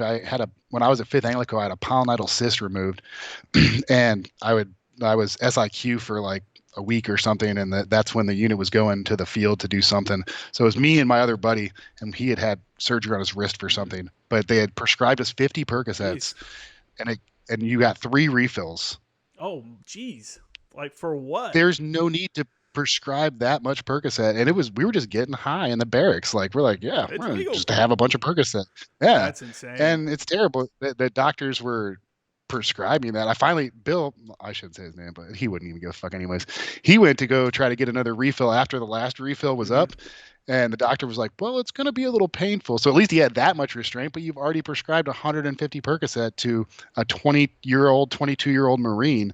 Of course, we're on Okinawa. We abuse everything that we can touch. Like that's like the lifestyle. That's what I've heard. So, that's what I've heard. So it's yeah, I'm sure there's monetary incentive that was driving that when it was going, but yeah, big pharma is to blame for a lot of the opioid epidemic. I definitely agree with that. I wonder how a doctor justifies that 150 Percocet pills to somebody like. Yeah, for a wrist surgery. I remember my ex-wife got a tooth pulled, and they gave her a full bottle of Percocet, and I'm like, that's crazy because I remember getting all 4 of my teeth pulled at Paris Island, of my wisdom teeth pulled at Paris Island, and they gave me 2 Percocets and a bottle of Motrin. And honestly, I took 1 Percocet the day it happened, and I took maybe a Motrin later on, and I kind of just, it really wasn't that big of a deal. I saved the other Percocet for after the Crucible. So as soon as we got back from the Crucible, I was like, boop. But I'm perfect. Yeah, like because they let you sleep anyway. So right. But I'm like, I got 2, and you got a whole bottle, and it's like that's insane that they would even give you that many. That's why. Yeah, but I feel like the prescription that you got at Paris Island is that's the kind of thing, that we should be 100%. doing. That's how many people have gotten that many and they've never sold drugs before. They're like, well, I know somebody that would buy these. I don't need them. Right. Why dump $1,000 down the toilet when I could just sell it to my buddy that's a pillhead? It's happening rampantly with Adderall all over the university. I'm sure many universities across, but like people have a prescription of Adderall because they got diagnosed with ADHD when they were 8 years old, and they don't take it. They're just selling it to other students for $10 a pop. It's wild. I had another buddy it's like a performance enhancing drug. It's not fair. If the other students in the class are taking Adderall and I'm not, have you ever done and it? the course is graded on a curve. Yeah, I've taken it like when I have like several projects and finals coming up, but I've never tried it. I already drink a lot of espresso, and I smoke occasionally, and I smoke weed. So my blood pressure, I already have to like try to do things to make sure it's not getting too high up there. Yeah, I drink way too much coffee. Way too much. Adderall would probably make my heart pop if I took it on the regular. I'm gonna drink this whole pot while we sit here. Like people will see me filling up my cup here. I drink, for those that watch, I drink this entire pot normally. If you see me drinking a pot of coffee during a 2-hour interview, and then sometimes I'll go to Starbucks later on in the day. Like, fuck it, let's go get a Starbucks, just coffee. Right. But no, Adderall. I had another buddy who went to UCSB, San Bernardino or something like that. I think, or I don't know. He went to one of the UCs. And he was saying he's also a accountant. He was saying that everybody was on Adderall. He's like everybody that they're all the math people especially were all on Adderall. And I'm like, really? Like, I don't know. I'm just in a different vibe. I'm in the fine arts, Bachelor of Arts over here. Like everyone's like writing papers about philosophy and stuff like that. I get the dichotomy. So like my classmates that I'm going through the business school with are very much kind of the same kind. They're very gotta get A's every day, and trying to get that. They're probably on Adderall. But then I'm at the School of Arts and Sciences when I go for the people who are pursuing. I think there's like 11 of us that are going to graduate this year with a major in Chinese, but they're the opposite end of the spectrum kind of people. They're just honestly people who study East Asian languages, and I know not to stereotype or anything, but Americans who study East Asian languages they're usually pretty strange people. Like not a lot of people want to go learn Korean or Japanese or Chinese, but it's definitely super into anime. They're either studying or they're either like studying pedagogy, like to teach it later on to other people. There's not really a specific career if you're just majoring in a language. Pedagogy? Like like how you teach something. Oh, okay. I don't know. So like, yeah. Okay. Very well. All of there's a large native Chinese student population at OSU because we recruit out of Shanghai. So those people usually are getting their PhD in teaching Chinese to non-Chinese native speakers. 2 of my professors are Chinese. One I know is from China. He talks about living on a farm in China as a kid. He was my political science professor. Interesting points of view. I think he's obviously not he talked about the authoritarian government in China and stuff like that because people are for whatever reason, people keep praising China's response to COVID. And I'm like, what are you talking about? Like, them lying to people about it being as spreadable as it is what started this whole thing. And two, like, the only reason that they did away with a lot of these cases is because of the authoritarian, like, fist came down and, like, dragging people out of their houses and shit, you know, and stuff They like have that. more control over their population than we do. Yeah, it's crazy. You know, I mean, you could probably talk I was actually listening to NPR today when I was driving back from the gym, and they were talking about the cases in Wuhan. They say there was 500,000. There's 500,000 cases. It's 100 times more than the 50,000 they originally reported. Big surprise. But that's I think. They. I mean, it's a socialist nation. I mean, you could make the case that both America and China are moving towards socialists. We're just moving towards it from different ends of the spectrum. America went through capitalism, and now, since we have a greater wealth in our society, some people want to spread that wealth around and be more socialist, which I think is the wrong answer. And China's coming from it from a even more strict, like a Maoist time frame, when, and even after post-Mao era with the one-child policy and the Great Leap Forward, and how the Great Stumble Forward, I guess you could probably call it more accurately. And now that they've allowed capitalism in, and these special economic zones in Shanghai and Hong Kong and Guangzhou and Suzhou and Beijing, those areas, as the money flowed in and people were allowed to keep more of their own money, that took hold, obviously, because who doesn't want to keep more of their own money? And so, but the central government still has a very strong grasp on communication, literature, things like that. Well, I think obviously after Mao, it loosened up a lot. I think Mao's predecessor, whose name is escaping me right now, but he allowed people to, people could write books, and because in China, every book has a number. Really? And the only way it's an ISBN. So like if you're in school, you have textbooks that have ISBNs, you can look them up that way. Every book that gets produced in China has an ISBN. If it doesn't have an ISBN, then it can't be produced and distributed. Now, there's a large and growing number of literature that's communicated primarily online that does not have an ISBN. It's not allowed by the government. And the government doesn't really care. Xi Jinping, unless it's really against the state, like, they don't really monitor it as much as they used to. But still, if you want to get a hard copy of a book that's been published, it has to have an ISBN. So the state monitors all content, all literature that's distributed. It's crazy, man. The fact that that's even like in 2020, that's even a thing, you know what I'm saying? And that they've built their own, like you said, their own kind of internet infrastructure so that they can better control that, like the whole, like, having WeChat and all the, similar apps, style apps and stuff like that, so that they can maintain control of that. I don't know. It's, I think the public, go ahead. The Chinese, like, I have WeChat because I communicate with some Chinese friends of mine, and nobody really posts on there. I mean, not a lot, because they know that the government monitors that and everything. It is known. They know that they're being surveilled pretty much constantly, especially if you're in a metropolis like along the eastern seaboard. So, I mean, I don't know. Yeah, that I don't think they use their social media the same as we do. No, for sure. I think I think the whole world got a good glimpse of what's happening when they saw the crackdown in Hong Kong, and then the pandemic happened and kind of overshadowed it. But it was pretty wild, the very beginnings of that and some of the protests and stuff. And now it's still wild. Yeah, now they're arresting professors, they're arresting some of these people. And I'm in college, and there's some crazy liberal professors that I don't like, but I would never say that you should come in and arrest this guy for his teachings and stuff like that. Maybe they should be fired, some of them, for some of the shit they say. But it was a big dick energy move on the part of Xi Jinping to just say, hey, we're not going to wait the time that we had said we were going to wait. This is our country, and we're taking it back. Yeah. I mean, what's to stop them from Taiwan at that point? I mean, that's still America's foreign policy with China is there's only one China, and Taiwan is part of China. That is still the policy since Nixon. Yeah. So that's the president of Taiwan can't set foot in America. And what other foreign leader can't visit the United States of America, can't have an embassy here? We can't have an embassy there, but we can sell them all the weapons we want? Yeah.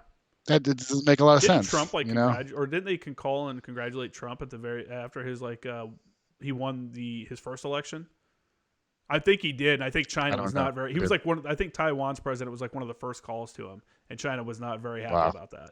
And it Yeah. reminded me of when I was on the 11th MEU the first time. I think when we pulled into Hong Kong for a libo port, the Navy guy, whoever the Navy person is, that's in charge of putting the flags up, accidentally put up a Taiwan flag on the ship as we pulled into harbor. Oh, And I'm like, "What's the big deal?" And they're like, "Dude, that's a huge deal. that's a huge Like that's deal. gonna be a huge deal, you know." And I'm like, "Oh, really? Oh, okay." So We don't have to worry about it anymore. U.S. vessels won't be making port in Hong I Kong know. anymore. I told somebody that I'm like, "Dude, I think people, even if they did open up Hong Kong again, I guess I don't think it'll be like it was when like I don't before." think they will.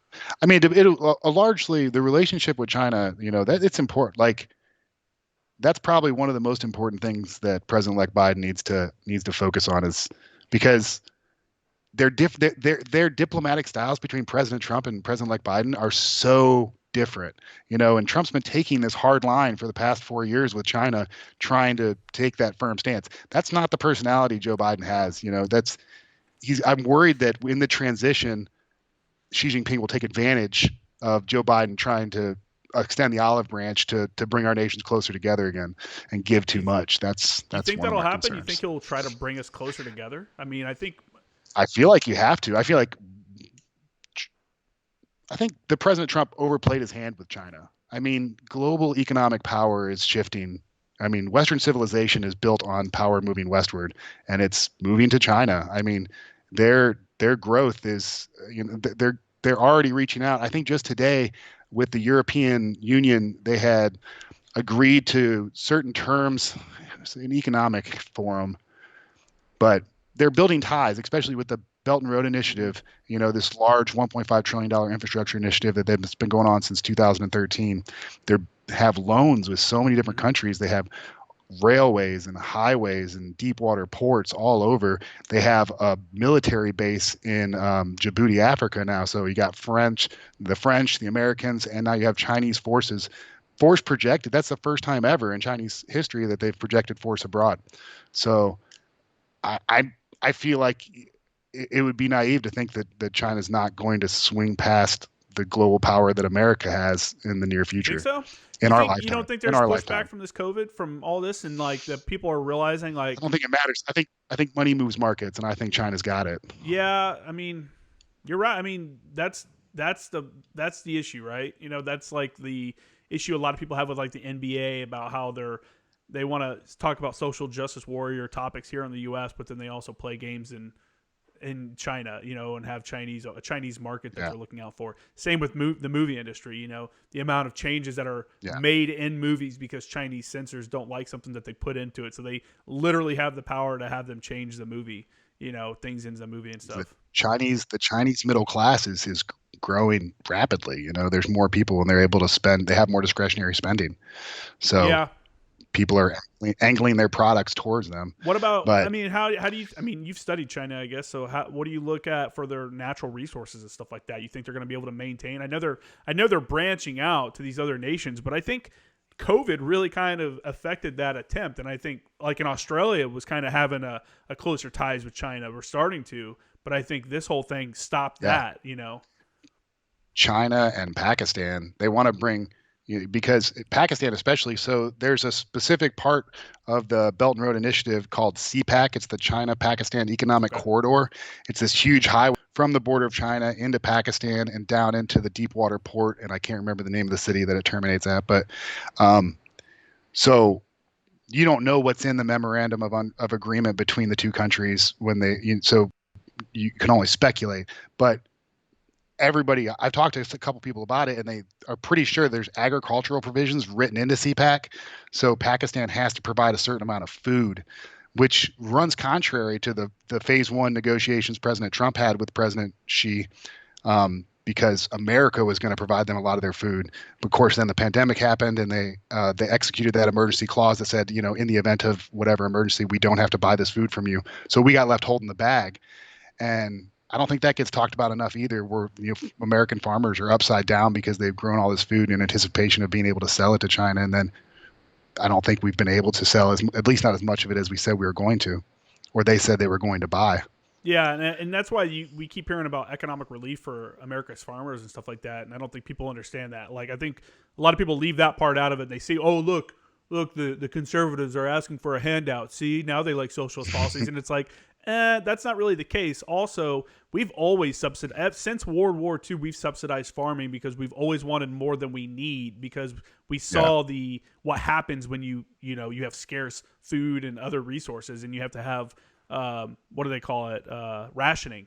The country And had to ration. we have a lot of fertile land in America, so that's how we maintain our trade balance with other countries. We sell them food, we sell them soy, we sell them corn, we sell them cheese. You know, Yeah, that's and we have a lot of intellectual property as well, but that's until recently, China didn't give a damn about intellectual property. yeah. When I was in uh I at one point in time had the opportunity to walk through I think it's a PLZ 45. It's a self-propelled 105 howitzer built by China, Hmm. sold to a partner nation that America's also partners with. So that's how I got to see it. It's a reverse engineered it's a what's the 105 military variant, Marine variant? Yeah, I know what you're talking about. Or I don't know the yeah, so but nomenclature, but it's the same thing. They just reverse engineered it. But they had written into their contract when they sold the howitzers to this partner nation that they would not allow Americans to see, view, or walk through the gear. And so this partner nation violated that because I was like, look, we need to get rounds on target. I need to see it. I need to see your process. So they just showed it to me. They probably shouldn't have, but yeah, it is what it is. But I mean, but I I think think they're getting better. that's everything. That's all. A lot of China stuff is reverse engineered. Yeah. And I think a lot of times that we downplay that, like, the Chinese stuff will never work. This stuff is garbage. But they're getting that reverse engineering is teaching them the technologies, and they're learning more about it, and they're going to become very good at like stealth and shit like that.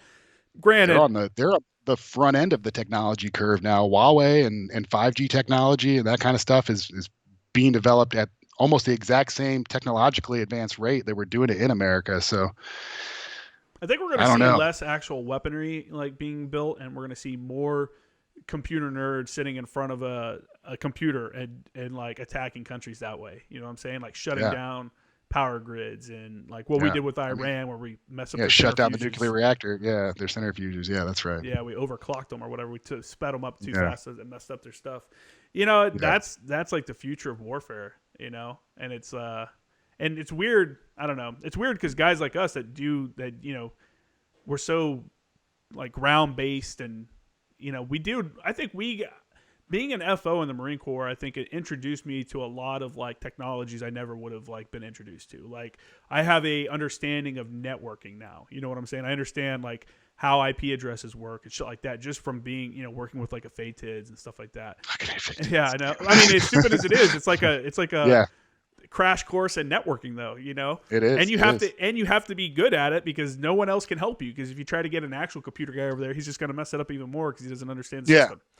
Yeah. Somebody, oh yeah, I know how to fix it. Yeah. And then gets in there and starts changing stuff. And now it's worse than it was. Like, get away, There's nerd. nothing worse than a data guy sitting down in front of an FATIDs. I'm like, dude, get off my computer right now. What are you You're doing? not going to get green gumballs. Hacker man. You had that meme back in the day. It was like, when you get all green gumballs and they fade tits, hacker man. For sure, dude. Oh man, the fucking FATIDs. But and then like PFIV or Kill Switch, and Kill Switch Yeah. that kind of came out and stuff like that, and these like technologies. I don't know. It's weird. I wonder how the fire support community is going to move to now that they're like leaning on rockets and stuff like that, and how they're going to be employed. And I've talked to some guys, and they have a couple different ideas, but it's all being shaped out. I just wonder how, like in this more digital world, in this less cannon focused, place, and we're having more drones and less piloted aircraft, like where Right. the 0861 and JTAC falls into play. Sitting in a COC behind a full motion video, We're picking things out of your sensors and finding targets. just two countries blowing up each other's robots. It just becomes a big video game, like, but for real. Yeah. Yeah. What? Hopefully, I mean, that's a large concern because I feel like armed conflict isn't completely like unavoidable. I'm not sure if the diplomatic relationship between our two countries isn't handled properly. it's a dangerous situation. 100%. But I think, the people don't want to fight. I don't think the Chinese people, I I don't think think anybody wants to. I hate that when you talk about bad about China and what things that they've done, be it COVID, be it Hong Kong, whatever, and people think Yeah. they assume you're talking about the people and everyone. I'm like, no, man, it's the government. Like, I'm sure a lot of those people don't like a lot of the things they see, or if they were aware of some of the shit that's happening, because a lot of them aren't even aware, you know. Yeah. Um, I don't know. It's we'll see. Hopefully, we don't get into a war with them or anything like that. Would you like say we get in a war in the next 2 years? Would you go back in? They hit you No. up. They're like, "Hey, man, we need your expertise." Yeah, I don't even have any expertise anymore. The fire sport community changes at such a cyclic rate that That's true. my knowledge is archaic at this point. You could be a translator now. How's your Chinese? Yeah. Shush. Do you practice a lot still? I mean, I do Duolingo, and then I have my classes that I have to take on it. So, I, I mean, I'm not fluent. I couldn't have a conversation about pretty much anything. I need to get in there and have some. I need some immersion training is really what I need. I need to be in China. So luckily, the office that I'm working at with EY in Dallas, they have 2 clients that do production on the eastern seaboard of China. Mm-hmm. So the executive director that has that client has already said, "Hey, we're going to take you along with us because you have some knowledge of Chinese." Yeah. They're gonna be like, "Hey, here's our translator," So and that's point cool. at you, and you're gonna be like, "Oh, fuck." Yeah. No, and I made it very clear. I'm like, work on Chinese accounts if they're available, and if there's opportunities to travel to China, I would like to do that as well, because that's how the first 2 years as a staff at a public accounting firm, you're just grinding out and learning the system and learning the job. Mm-hmm. And then hopefully when I move into a senior and then a management position, some of the soft skills that I gained from the Marine Corps will help me in managing people, For sure. So the plan is to be a manager, by like 5 years, and then, hopefully by like 10 or 12 years, maybe be in position to make partner. So, but my Chinese is going to be my niche to earn a partnership with the firm. Like my clients will be the Chinese clients, and I'll have a relationship with them that I've built, and I speak the language, and I'm accepted and can move in those circles.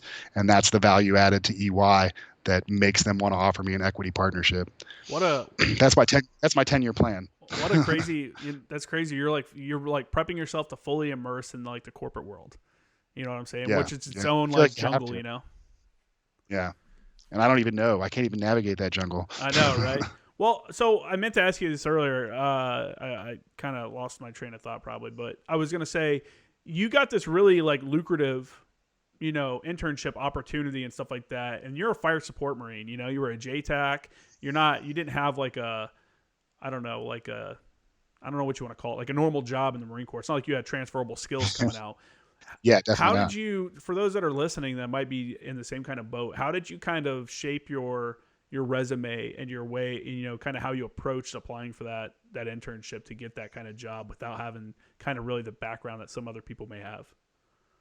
Yeah, that's a great question. And the Fisher School of Business does have a lot of assets available to help you build your resume. But the main points for me were, it's one page. You want to have quantitative information. Now, you want to kind of, if you're a staff NCO and you have some fit reps that you can go back through and kind of call some data and maybe shape those Section 9, Section K comments to reflect something that you've done or something that you contributed. Use active words like, planned, operated. It's a lot how you're writing your bullets for your fit reps. Honestly, you just want to have it evenly spaced. You don't want your employment portion of your resume to overflow. So you're gonna have to cut a lot of stuff out. And sometimes it feels like you're doing yourself a disservice, because like I don't mention any personal awards in my resume because nobody cares and really nobody understands. And that was hard for me because I was proud of my medals that I'd gotten when I was in the Marine Corps, but I realized that's vanity. It's just chuck it to the side and trudge on. Yeah. So I tried to like put dollar amounts. If you managed a certain amount of gear, then, hopefully you put that in your fit rep as a quantitative number and you can just go back and pull it. But that looks really good. When I was in Georgia, I managed a whole training base, and I I had managed. It was like $8.7 million worth of gear. So that looks good if you're coming in as a staff level, as an entry level guy to any kind of corporate world. This is an individual who's managed millions of dollars worth of gear. That looks like you're somebody that's going to be an asset to us when you become a manager. Yeah. Your resume should be in thirds. The top third should be education. The second third should be employment, and that third should be community involvement. If you're going for your undergraduate, try to be involved in some kind of student organization, multiple student organizations if you can, because that always looks good. Be an officer in one of those student organizations. Like I'm the treasurer for my undergraduate student veteran organization, so that looks good. I'm a treasurer. I'm applying to an accounting firm. At least it correlates somewhere. Yeah. And yeah, and then other than the student organizations, try to get involved in the community and do something to just give back. So there's lots of opportunities. At least at Ohio State, there's always some sort of philanthropy that can be done, and all it really requires is your time. So, like I was helping translators, guys that had been translators in Iraq, and they had immigrated to America, and they were getting ready to take their citizenship exam. So I would just go and sit with them and go over the question. Some of them are hard questions. Like it asks you how many representatives sit in the House of Representatives. I didn't even 435, I think it is, a but lot. I know it's a lot. I didn't know it until I started quizzing them on things about my own country. I wonder why that's even a question. Like, why would you ever need to know that? They want you to know about the country. You want to be a citizen. You should be, actively involved. I can see understanding like how you get to that number, but maybe not the final number. Like if you understand how the breakdown of like congressmen and stuff work. I mean, so the House of Representatives is determined by population, and then Senate, you just get 2 per state, right? Yeah. So I think that like Montana only has 1 person that sits in the House of Representatives, but they still get 2 senators because every state gets 2 senators. That's why when people, I keep seeing this thing pop up on Facebook where it's like every state gets 2 senators, and it shows like a population map, and it's like, does it seem right that like Montana is so overrepresented? And it's like that's what the House of Representatives are for. That's why there's 2 houses in Congress. This is about population. This is about, because if you're in a state if you're in a farmland state where the majority of your state is growing corn or growing soy or growing the food that this country eats, there's not as many people are going to live there. Yeah. So who represents their interests? Their senators, Exactly. So I think the Constitution is written well. I think we should not stray too much from it, because when we start straying from it is usually when we get ourselves into trouble. What we need to do is not stray from it, and we need to up the civics education, in school. If people, this is something I've talked about before, I think, on the podcast, where I think a lot of these issues that we run into with people and police officers and stuff like that is a lot of it is because people don't even realize what their own rights are and where those rights end, and then what powers the government has. You know what I'm saying? If people kind of understood some of their more basic rights, that would give them more leverage to understand what is occurring in a situation where you're interacting with a law enforcement officer or another government official and stuff like that. And it's just something that America, people don't care about, man. They want to see what the next fucking TikTok like viral video is. They could care less about what's going on in politics. We've reduced our attention span to a snap. Yeah, I mean, and it's all like, can you be catchy? And like, I don't know. Look at like Dan Crenshaw came out with a video. I remember his first video where he was like, Texas, I need all you guys to come together. And it was like this hero video. Have you seen that? It looks like, no, I haven't. Look up like the Dan Crenshaw superhero video. I liked the first one. I thought the first one was funny. I was like, that's cool. He like pulls his like patch up and it like makes a little fake scan and scans something, like it's this whole thing. And it's basically like, hey, here's all the veterans that are running for office in Texas. And it was his way to help promote them all because he has a bigger platform. But then he keeps making them, and right. I'm like, okay, come on. Okay, you got better things to do as a U.S. representative than to keep making these like corny-ass superhero whatever. Politicians are trying to get elected. We trust them to do our governing, but they also have to get elected. It's smart, and I think you got to go to where your audience is, and we have too many in the Republican Party. We have too many old dudes that don't know how to use technology, don't know how to get on Twitter, don't know how to get on like Twitch. These different things that people are using and reach the voters. And I think that's why one of the reasons the Democrats had success in the presidential election this last go around. Now obviously overall Republicans did really well for local and state representatives and stuff like that, but they, the big ticket, we didn't get that one. So it is what it is, I guess. Yeah. Well, Georgia remains to be seen too, and that's going to swap control of the Senate if it goes for Democrats, right? Yeah, and that's not a good thing, man. That is So not. that'll be the House, the Senate, and the presidency all controlled by the Democrats. Yeah, and I think we'll see a lot of shitty stuff happen. I'm when you had both of the candidates talk about or never really kind of answer or go around the question about court packing and increasing the amount of people in the Supreme Court, that's insane. I thought I don't know. I think this whole thing where we have people wanting the $2,000 stimulus check like over the $600 one. I'm on board with giving Americans more money. I think we should have done that. I think we're also people that don't understand how these bills are working are bunching them together. Like the stimulus bill said The that, omnibus. yeah, like that was part of it. And it wasn't. It was a separate bill. There's definitely a conversation to be had about why is there so much foreign financial support in that bill, but that wasn't in the stimulus bill for COVID. And Yeah, they just put the two bills together to one mega spending bill I that was like 5,500 pages long that nobody read. Yeah.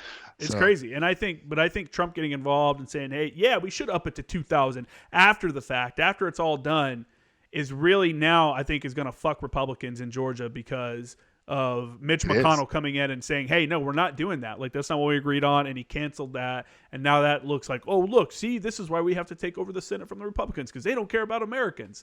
And it's like, dude, yeah, okay, one, you're getting more than $600. If you look at all the plans, if you're one of those people that need the money, there's more than $600 in the plan. You just have to understand like the unemployment, like they've extended unemployment benefits. They've allowed more businesses to take out loans that don't have to be repaid back as long as they use that loan to maintain their staff, pay their staff. yeah. Which they really shouldn't call it a loan because I think that's deceiving with the PPP loans. I mean, a lot of times there's relief built into the legislation that it's like you said they don't have to pay the loan back. So why not call it a grant? I don't Well, know. it's a loan with it's a loan with strings attached. There's certain Right, terms, right. terms and conditions. But you'd have to be crazy if you took out that loan to not try to spend that money on that and then set it so you don't have to pay that monty back. Like that would be the goal of your business, I would imagine. Yeah, but I think But Republicans fucked themselves, or I think Trump kind of stepped and fucked it up, and I think its timing couldn't be worse. dude, it's like, dude, you literally like right before they're getting ready to vote in Georgia, you just gave the Republicans a huge loss. You know what I'm saying? And gave the Democrats like a look at them, they hate Americans, and it's like, dude, no, And it was already a tight race, and the Democrats already won Georgia in the presidential election. So overall spending just needs to be fixed though. Like, and what I think a lot of people don't realize too is when they see these like, oh look, they're doing $10 million for this program, even in the United States, $10 million to help fund this program. A lot of that money goes to like consultants and shit that are supposed to come in and figure out what's the best way to do it. So now we're giving ridiculous amounts. That's where a lot of this money goes to, is these people that are in the system that benefit off the system because they get called in to be on a board to discuss or whatever, like a panel to discuss how this money should be allocated. Well, we have to pay them for their time. We have to pay them. When the government needs professionals to come in and tell them how to fix the problem, who do you think they call? Yeah. And it's just, They call an EY or a KPMG or a Deloitte or some public accounting firm to come in and show them how they can fix the problem because they can't fix it themselves. And yeah, we do charge a premium to do our work because we're very good at it. It's a very competitive firm. But yeah, this is where the money's getting spent. But shouldn't we just require people who we're electing to be able to do that work in the first place instead of being somebody who's... I think there's a lot of bureaucrats that get involved in it. I think it's good that you bring in professionals, and I think they should be. My point is not even that. Like, I think top companies should be coming in, and I think they should come in and do it at a discounted rate also because it's it's government service. But I also think there's a lot of bureaucrats that make their living off just bouncing from one program to another, being on this staff to have this implemented and being an advisor over here and being a consultant over there, and they're getting paid these lucrative like payments that are all coming from tax dollars, for programs that a lot of people don't even care about. You know what I'm saying? Like how many programs? Look in California, they've just made these 1-bedroom. It was on LA Times, I think, recently. These 1-bedroom things for the homeless people. It's like almost like the what do we call them, cans in Iraq, the chews. Yeah, the cans are in Djibouti. Yeah, almost like those, that, charging $180,000. Each one costs $180,000. Each one of those little tiny trailers, it's one for one bedroom, one person, 180 grand for each one of those. That's what the city of LA paid for it. And it's like, how can you justify that cost to the people that are paying your taxes? You know what I'm saying? Especially, that's too much. Especially in a state where you pay the most taxes of basically any other state. Gas is higher. You know, here it's over $3 a gallon for gas. You know, it's like, it's crazy. It's that's why when I see shit like that and people want to have the government come in and take care of another issue, it's like, dude, this is what you're gonna be left with. A bunch of waste, a bunch of fraud, waste, and abuse that never gets investigated. No one ever goes to jail for doing it. You know, it's when we find out some company screwed the government over for millions of dollars, they basically get a slap on the wrist, and then, you know, they go work the next contract. California has like the 6th largest economy in the world. Yeah, they like to and taxes their citizens at a higher rate. They like to boast about how, you know, California people like to boast that, well, we're the ones that fund the rest of the country, and we fund these programs because we are the 6th biggest economy in the world. It's like, no shit, because you're a gigantic state and you have like over half of the western coastline where all these like shipping containers are coming into. Of course you have a huge economy. Right. Of course you're bringing in more money than like Kentucky is. Of course. You just don't know how to fucking spend it. You know what I'm saying? You guys suck. Right. Money management out here is just... Government does a bad job of allocating resources. You know, it's just that's the reason that I cling to the libertarian base, because when Joe Jorgensen goes in an interview and says, or no, it wasn't Joe Jorgensen, it was the candidate from before her. He was the governor from, I think, Arizona, and I can't remember his name now, but he's like, well, we should do away with the Department of Education. And that sounds radical, right? But is it really? Because the Department of Education does a terrible job at what they do. You know, I mean, we don't rank anywhere near the top in academics. Our students are doing worse and worse. And I'm sure after this year of homeschooling, which, I mean, you know, you got a kid, I'm trying to get it's been a wasted year. My 7-year-old son to sit down in front of a computer and do his assignments with, oh my God, come on. That's crazy. It's a wasted year for sure. Yeah.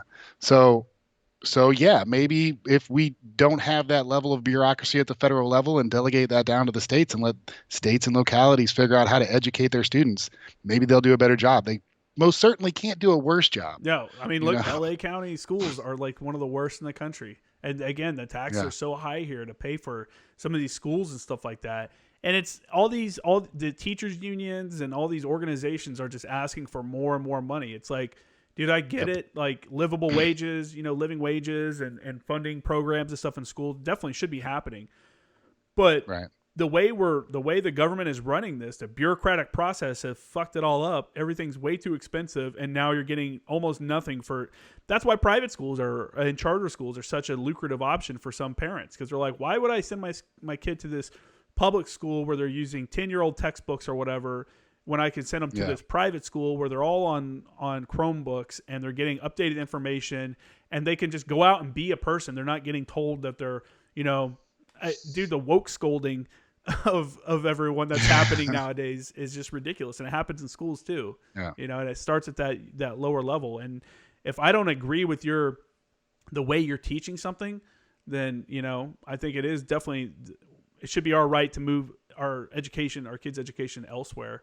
And I mean, charter and private schools is that option, and public schools just. And if you're not using that asset that you're being taxed for, then that money should be made available to you to put your child at a different school. You know, yeah. But that's what the whole school choice thing. It's not going to matter now though, because with Joe Biden coming into office, like I guarantee the Department of Education will be well funded. Yeah. Because he was elected by the teachers unions. I think I've seen some. I mean, by and large, some teachers are definitely being underpaid for what they do, and some teachers are being overpaid for what they do. And I think people that get their tenure and stuff like that, you see some of these old heads that are just are horrible teachers, don't care anymore. They're just collecting their paycheck. You see the same thing in the military, though. Yeah. You see the master gunner sergeant that does absolutely nothing. 100%. He's just waiting to hit his 30 years. 100%. See the sergeants major that are just.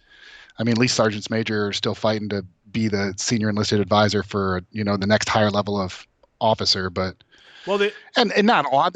I've met a lot of good master gunner sergeants in my time, and a few good sergeants major. It's a ceremonial post anyway. There are Yeah. some good ones. There are definitely some good ones. There's some Yeah. that help people out and stuff like that. But you're right, But man. There's the guys that clog it it's up at also the a top. social welfare. It's also a social welfare. It's used, and maybe not necessarily just at the master guns level, but at the staff sergeant and gunner sergeant level. Like, I was on a MEU with an 18-year staff sergeant who'd been passed over I don't know how many times, and he was just waiting to hit his 20 till he could retire.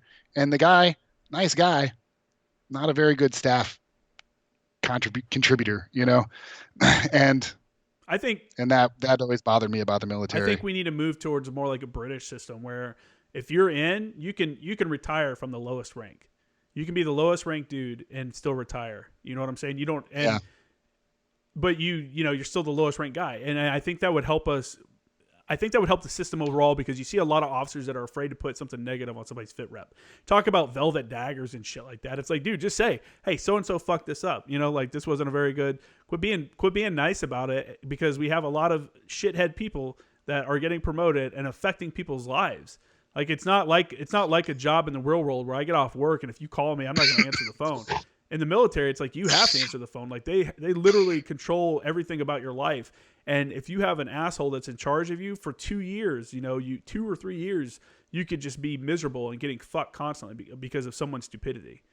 You know what I'm saying? You don't got to tell me I worked underneath Division FSCC for 4 years. So I had a staff NCO at 210 who was a 0861 staff NCO who lost his security clearance or something like that. It was under investigation or something like that because he got a DUI. So they had to go through and whatever happens there. So I guess they moved him over to be like the SACO. And I never really worked with the guy. And I just heard. That's the great with 10th Marine Regiment, though. You sent the guy who got a DUI to be the SACO. Like, what the fuck? I'm pretty sure that's why he got it. I'm pretty sure that's what happened. It's funny. It's like the SACO. It's like, God, man, sucks to suck, dude. That really sucks that you got that job. But anyway, this guy, I think he was trying to get his clearance back and get back into the community. And I remember he came to brag with us one time. And this was one of these dudes who just talked all the fucking time. He always talked like a big talk, but he never actually came out and did anything. Remember, he lied to all my Marines. I was so fucking pissed. And I was like, dude, quit telling my guy shit. Because he was like, hey, when the ball comes up, I'm getting a hotel. I'm getting a room. We're going to have a party in my room. I'm going to have all the drinks, blah, blah, blah. See him at the ball. As soon as we see him, he like looks away and walks away from us. Like, he's just like, he's one of those dudes. And I remember one time we were finishing up for the day, wrapping things up, setting the radio watch and stuff like that for the night. And we're getting ready to tell the guys to rack out. He's like, hey, have all the Marines come in. And he's sitting here on Bluetooth. He's got a Bluetooth headset in talking to his girlfriend or something. I think it was his girlfriend. And he's like, hold on, baby. I got to talk to the guys real quick. What billet is this guy? He was coming back to kind of try to work back. He was a 0861. He wanted to come back and become a fires chief again. But he was, waiting on his clearance or whatever. And all the dudes come in, and he's got this chick on his Bluetooth. He's like, hold on, baby, I got to talk to these guys real quick, before they all come in. So they don't see all this. They don't realize that he's talking to someone else. And he gives them this grand speech about what they're doing is for America and like all this bullshit. And I'm just like, dude, you are such a fucking scumbag.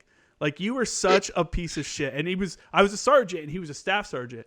And it's the guys like that I looked at as an example of what not to be, of what not to do. You know what I'm saying? And some guys look at that and go, well, I was raised by assholes, so I got to be an asshole. And it's like, dude, you got to take a different perspective. You got to imagine how ineffective of a leader someone like that is, Yeah. Yeah. I don't know, man. Crazy stuff. Out here in the real world, no one cares. Nobody has standards. No one. I think I don't even I don't know. It's a whole different world. The civilian world, definitely a whole different world. I find more and more I minimize my military service especially when I was going through the interview process. I would just, I served in the military. I wouldn't elaborate really at all because the firms that I interviewed with, they all had a very pro-veteran hiring policy, but I think the reality within the community sometimes is that we're rough around the edges. We're not good with people. We're not good communicators.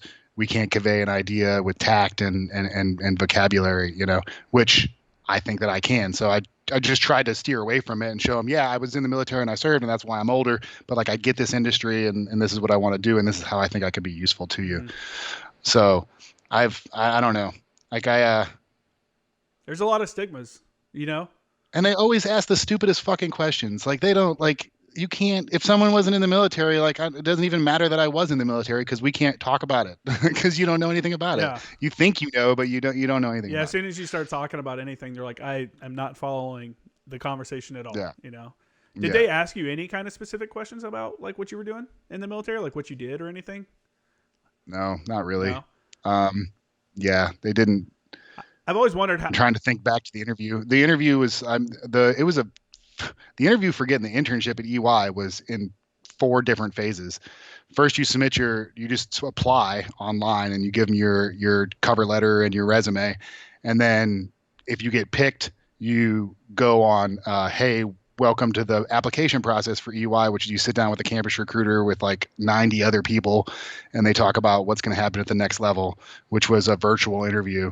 So you get 3 questions that the interviewee asks you on a computer. A pre-recorded interviewer asks these questions, and then you get 3 opportunities to respond and record yourself. And then once that goes in, then if you make it through that level, then you get brought out for an office visit. So they flew me out to Dallas and put me up in a hotel for the night, and then I had dinner with like some of the people that I was going to be interviewing with the next day, which is actually an interview, but it's supposed to just be a meal we're having together. But anytime you're in front of anybody, it's an interview. Yeah. So don't get like sloppy drunk. Get a drink, especially if you're a veteran and you're going into that kind of corporate. Grab a beer, order a beer. There's nothing wrong with getting a beer or getting a drink.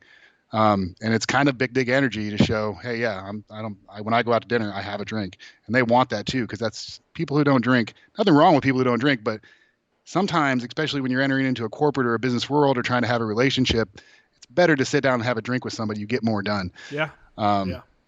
And then the next day was like a 3-part interview. So the one was like, they did ask me about my resume and about my service a little bit, but not a lot. And then there was 2 like situational based interviews that describes a problem for you. And then you have to like game plan a scenario, how you could respond to it. Did they give you like a no-win situation where like you had to think through it? No. It was like you're fucked either way. They're just looking to see that you can think through it. It really doesn't even matter what answer you give half the time because they don't expect you to know anything about the industry. I mean, you're coming in for an internship. You're a college student. Most of us were between 19 and 21 years old. Yeah. I was just the strange guy who was 36. Like, why are Who you are you again? why are you so old? Are you someone's Why is your beard parent? so gray? Are you a partner here? No, I'm applying to be an intern. Yeah. That's But yeah, that's the thing that people I think have to get over too. Is like, hey man, that's Yeah. cool. You have 12 or 20 years or whatever in the Marine Corps, but you're starting over. So here's your internship. you are starting over. Ground level. Don't puff your chest out and be like, well, I served, so I should just start out as a manager. Like, well, no, you shouldn't. You don't even know what we do here. Yeah, I love that perspective. You're a Lance Corporal. Where they're like, you got to come with the boot mentality walking into. And so that's what I'm doing. I'm just coming in like a boot. Like it's day 1 on Okinawa in October 2005, and I'm just checking into the unit. Like, okay, what do I do? Tell me what I do. I'll do it as good as I possibly can. Hopefully, I excel at it. where you're supposed to be on time and just do what you're told. Yeah. Exactly. Yeah, Exactly. Oh man, it's funny too because I don't think a lot of honestly, I wonder what interviewers would ask. Like they probably don't even know what to ask of somebody. They don't. Some of them would like thank me for my service, which was equally awkward. But I was like, I always find that welcome. really awkward. I'm like, okay, thanks. Thank you too, citizen. Yeah. Like, okay, that's cool, man. I appreciate it. Oh man. Yeah. Yeah, I don't know. I'm starting to. I'm getting my resume ready. I'm getting my LinkedIn all up to date and stuff like that. I think I'm going to apply to some media jobs, and I want to go and get like a year or two. Because I remember at the beginning of the podcast, I was saying how I was taking some of these classes because I was hoping to like polish my abilities on producing, podcasts and stuff like that. Right. And college just wasn't it. It was all very basic shit. When I learned Photoshop in one of my other classes, it was stuff I learned literally in high school in 2002 when on Photoshop. It was like, here's how you use, here's how you use the clone stamp tool. I'm like, oh my God, this is like, seriously, this is what we're doing here? This is my senior year of college. That's what I'm paying for? Yeah, like I thought this is literally shit I learned in high school. And so I think I'm going to go and try to get a job in the professional world for like a year or two or something like that, just to polish up my skills and make this a better production, and stuff. I don't know. I just feel like I need some real world experience, because, you know, one person asked me, like, if you don't think college is right, because I think college is kind of dumb for the most part, especially I think now a lot of people are realizing that now that they're taking classes online, how much of a waste of money college is. And people, and I've had guys like ask, like, why are you in school then? You know, and it's like, dude, for me, I am trying to like get a certificate, like a professional certificate to validate, you know, my military experience and the stuff, like, and also show that I'm a normal person. You know what I'm saying? Because there's that veteran stigma that you're all unhinged or ready to snap it. PTSD. Every time, you know, there's this Green Beret in North Carolina or wherever just recently just killed like 3 people in a bowling alley. And they're like, it could have been PTSD. It's like, dude, PTSD doesn't make you go on fucking killing, you know, start murdering a bunch of people. That's just being a bad person. You know what I'm saying? That's just like right, exactly. something else is involved there. But that kind of stigma, like, I'm trying to show, like, hey, look, I can do something in the civilian world. I've got this professional certificate to, you know, show that I'm not just a Marine. You know, now I can also accept, you know, education and new ideas and stuff like that. So I've had people ask that same question. I mean, I'm in school, so I can satisfy the education requirement, so I can sit for my CPA exams, so I can get my license. Yeah. You're in a job, That's though. why. I don't know how much of like your field. Mine is different. Like this whole like journalism and advertising stuff. It's much more entrepreneurial. It is, and there's so much information out there that's available that you don't need a college degree to understand it or learn it. Like YouTube, like literally will teach you almost everything you need to know. So, but you're in a job where it's more technical. Like, I think for your kind of field, you definitely do need some kind of I mean, tell me if I'm wrong or not, some kind of actual. No, absolutely. Like you wouldn't like, and most accounting coursework is not super. Everybody thinks it's really math. Like I'm over here doing logarithms or something, but it's arithmetic. It's addition, subtraction, multiplication, division, and a little bit of formulaic work. But like just consolidate, it's repetitive. Like you have to have done it over and over and over again. That's how you get good at it. Like last semester I was taking, I can't remember the name of the course, but the majority of the course was consolidation. So a parent company and a subsidiary, and you want to get to the final numbers for the whole company. So how do you combine the two, and how do you amortize, and how do you depreciate, and how do you, allocate profit, these kind of things. So it's not that it's not hard mathematically. You just have to do it over and over and over again, and then it becomes kind of second nature, I guess. Are you becoming a wizard on Excel? I'm not. I'm still terrible on Excel. Most of my coursework I do with pen and paper. Oh, really? Because I just want to just get to the numbers, Well, especially for this last semester, because the way that the professor did his exams, you had to open it during a specific time block, and I think you had like 40 or 50 minutes to take the exam. But there was a PDF. You had to download the PDF and then print it, and then start doing the consolidation. And then they like specific numbers for boxes in Excel. You'd have to give the number for it. But I would always do it all by hand, because it would be slower for me to try to copy the numbers from the exam in Carmen into Excel and try to do it that way. I feel like it would slow me down. Did you have any curveballs during your exams this semester? Like, did anybody throw something at you? You're like, holy shit, I wasn't expecting that. This semester wasn't too bad. I only had the one accounting course this semester, so it wasn't, I could give it its due attention. But yeah, for sure, especially in the introductory financial and managerial accounting courses, like the 2000 level courses, they dig deep into the formulas, and you have to know how to get to the derived number. It tripped me up. Plus the guy who teaches, Mark, I can't remember his name. He's been teaching the courses at the OSU, the Ohio State University, at the Fisher School of Business forever. And he's an awesome teacher, but he can create some very challenging exam questions. Yeah, I had I think my biggest curveball this semester was my radio and the digital age class. The professor, without any kind of forewarning, he was like, hey, the exam's next week. I'll release it online. You guys can complete it. You have 4 days to complete it or something like that. And it was 4 days. And we're like, all right, cool. But he didn't tell us, we did a review of everything over the material of the course, but he didn't tell us what we were actually doing. And the exam day comes up and the time, and it doesn't get released. And we obviously dudes start shooting him in emails. He's like, oh, sorry, I'll be a little late on releasing it. It was like a couple hours behind, and he released it. And it was a 4,000 word writing assignment. That 4 days to do it. No heads up. No hey man, here's what you should kind of think about. Maybe get an outline ready to go. And on exam week, so I had 3 other final presentations that week, and I had 2 other exams the following week.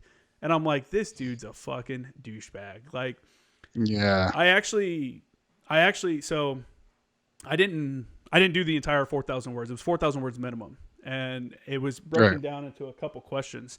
And I did most of it because I was like, well, I'm getting a B in this class no matter what. Like, as much if I finish the entire exam and I get 100%, I'm still going to get a B.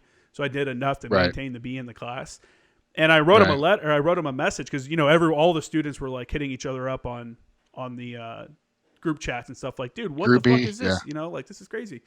People are like, I'm gonna message him, and I submitted mine, and I wrote like, hey man, you know, I didn't complete mine all the way because of 3 other final presentations due this week and my 2 final exams next week. You know, I didn't have time to write 4,000 words and do research and do all the, you know, like you know what I'm saying.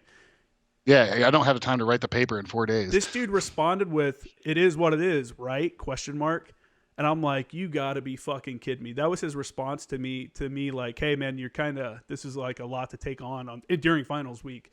And that was his response. And I was like, fuck this dude. So I wrote the dean of my school and I screenshotted that. I was like, hey man, I understand I kind of overstretched myself this semester, and I'm taking the adult responsibility of like removing my minor and dropping 1 class. So I only have 5 classes. I was like, my concern is that, you know, I'm an adult and I can see what the problem is and fix it. Is he responding the same way to 18 to 22-year-old students that are also having the same issues? And his response should have included, like, here's some resources that the school offers for time management. Here's some ideas. You know, that's what I kind of expected. And that's what I wrote. That's what I wrote to the dean. And yeah, man, I was super pissed. So yeah, I think he's going to take care of that. He's going to, because the guy is just a lecturer. He's not even a full professor, but I was like, dude, how are you going to drop 4,000 words? Like, I mean, for people that don't know, 4,000 words is probably 10 pages. That's probably a solid 10 pages of writing about different shit about like how radio works and like how like between radio content, you know, the digital, the technology, the content, and the audience, you know, how to break those 3 things down into like, I don't know. So I get shit like that sometimes, man, on top of my other writing assignment. Because, you know, I'm a journalist, you know, journalist major and advertising major. So there's a lot of writing. Yeah. You know. Yeah, I'm sure. I luckily have no writing assignments, or I didn't have any writing assignments except for last semester. It was like modern Chinese literature, and the quizzes every week were only open for 20 minutes, and there was 2 questions, and you just had to write like a paragraph or 2 to show you understood the content. Yeah, and that's how a lot of classes are.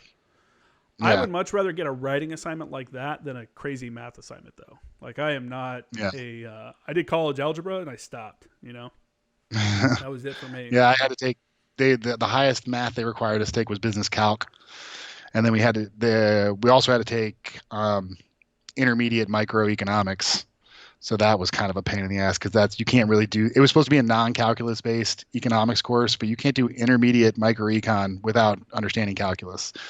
And I don't really understand calculus, so it wasn't for my college algebra professor. Well, I wasn't even professor. It was while I was in the Marines. I was actually on ship. I took it. The major that taught college algebra, he was a math major in college and is apparently a wizard at math. But he said he hated math until he took calculus, and then after that, he kind of understood the application of it, and it became more enjoyable. And I'm like, dude, no way.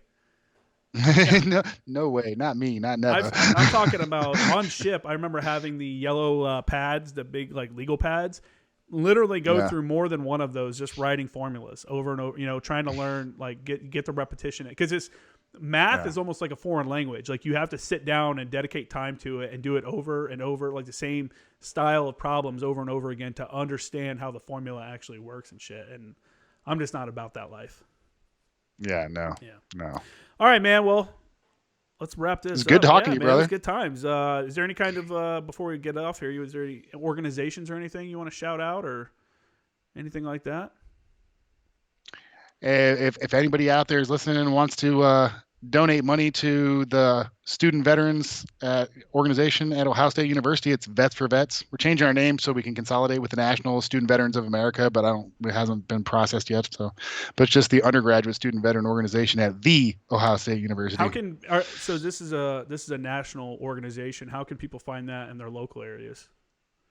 If you if they're a student veteran? I mean, if you're a student veteran, I mean, I would say I'm sure you get a lot of guys and a lot of listeners who are guys transitioning from active duty into academia and then on to their other careers. So I would say not even just give, but just like get involved. Because if nothing else, it gives you like a group of like-minded individuals to kind of help you through, because it's a hard transition. You know, I'm sure you know, and I know, and your listeners know. You always think you're going to go through everything alone, but it's much easier to have a buddy that you can go have a beer with that, you know, is kind of in your same situation. And you can find those people in student. I mean, they go to this, like you do get like kind of lame veterans as well sometimes in student veteran organizations, people that are kind of just wearing that veteran badge, and, you know, that'll piss you off, but, you know, I just let it go now. It doesn't bother me as much. I've met a lot of good friends there. That's one of those things where you have to, like, again, realize that no one gives a fuck what you did in the military. They'll look at a Navy guy that did 4 years on some kind of like supply ship the same as some Marine that went and did like crazy combat. They have zero idea what your job was and what you did. But I used to go and hang out in the Veteran Center to do my studying and stuff like that, you know, talk to people when we could. Obviously now, I don't know how you guys do it now in your organization. But we had to sit nothing. You know, we did the same. We have in one of the halls on campus, we have a room that's dedicated to the veteran lounge. So there's like a TV and a fridge and stuff in there, and some lockers and tables to study, and tutors come in there and hang out. So I would go there, but yeah, since the pandemic, you can't go. They shut the whole room down. You know, they're trying to reduce as much foot traffic as they can on campus. So well, once they open everything back up, man, if anybody's listening, they go to SDSU, the vet center there, super nice, and you can just go down there and visit if you're interested in going to school there. Really good idea to go to those vet centers and kind of talk to those people, because I'm sure yours is the same, but in mine, the VA reps are there also. You know, the people that sign the paperwork. So those are the people you want to talk to if you have questions about GI Bill versus what's the other one? Voc Rehab, Montgomery or Voc Rehab or and all that. Yeah. So there's definitely, that's how you get access to the people that know how to get at those resources to help you be successful. For sure. Well, man, thanks again for coming on. You're like one of my most frequent guests now. This is like your third time on. This is number 3. Yeah, number 3. I enjoy the conversation. I enjoy the back and forth. I like how we both have these. You're more liberal now. I'm more conservative, but we also have cross ideas where, you know, some of the shit on our own side we disagree with, and we can talk about it without being douchebags. Yeah. So I really appreciate that. Exactly. That's what the world needs more of. For sure. All right. Well, and then I have your Instagram up on the page. It's for the people listening, it's Nate_Garens, Garens. And then my Instagram is @FormerActionGuys, J Kramer Graphics. I almost forgot it there for a second. And my website is jkramergraphics.com. Make sure to check me out, and I'll catch you guys on next week's episode.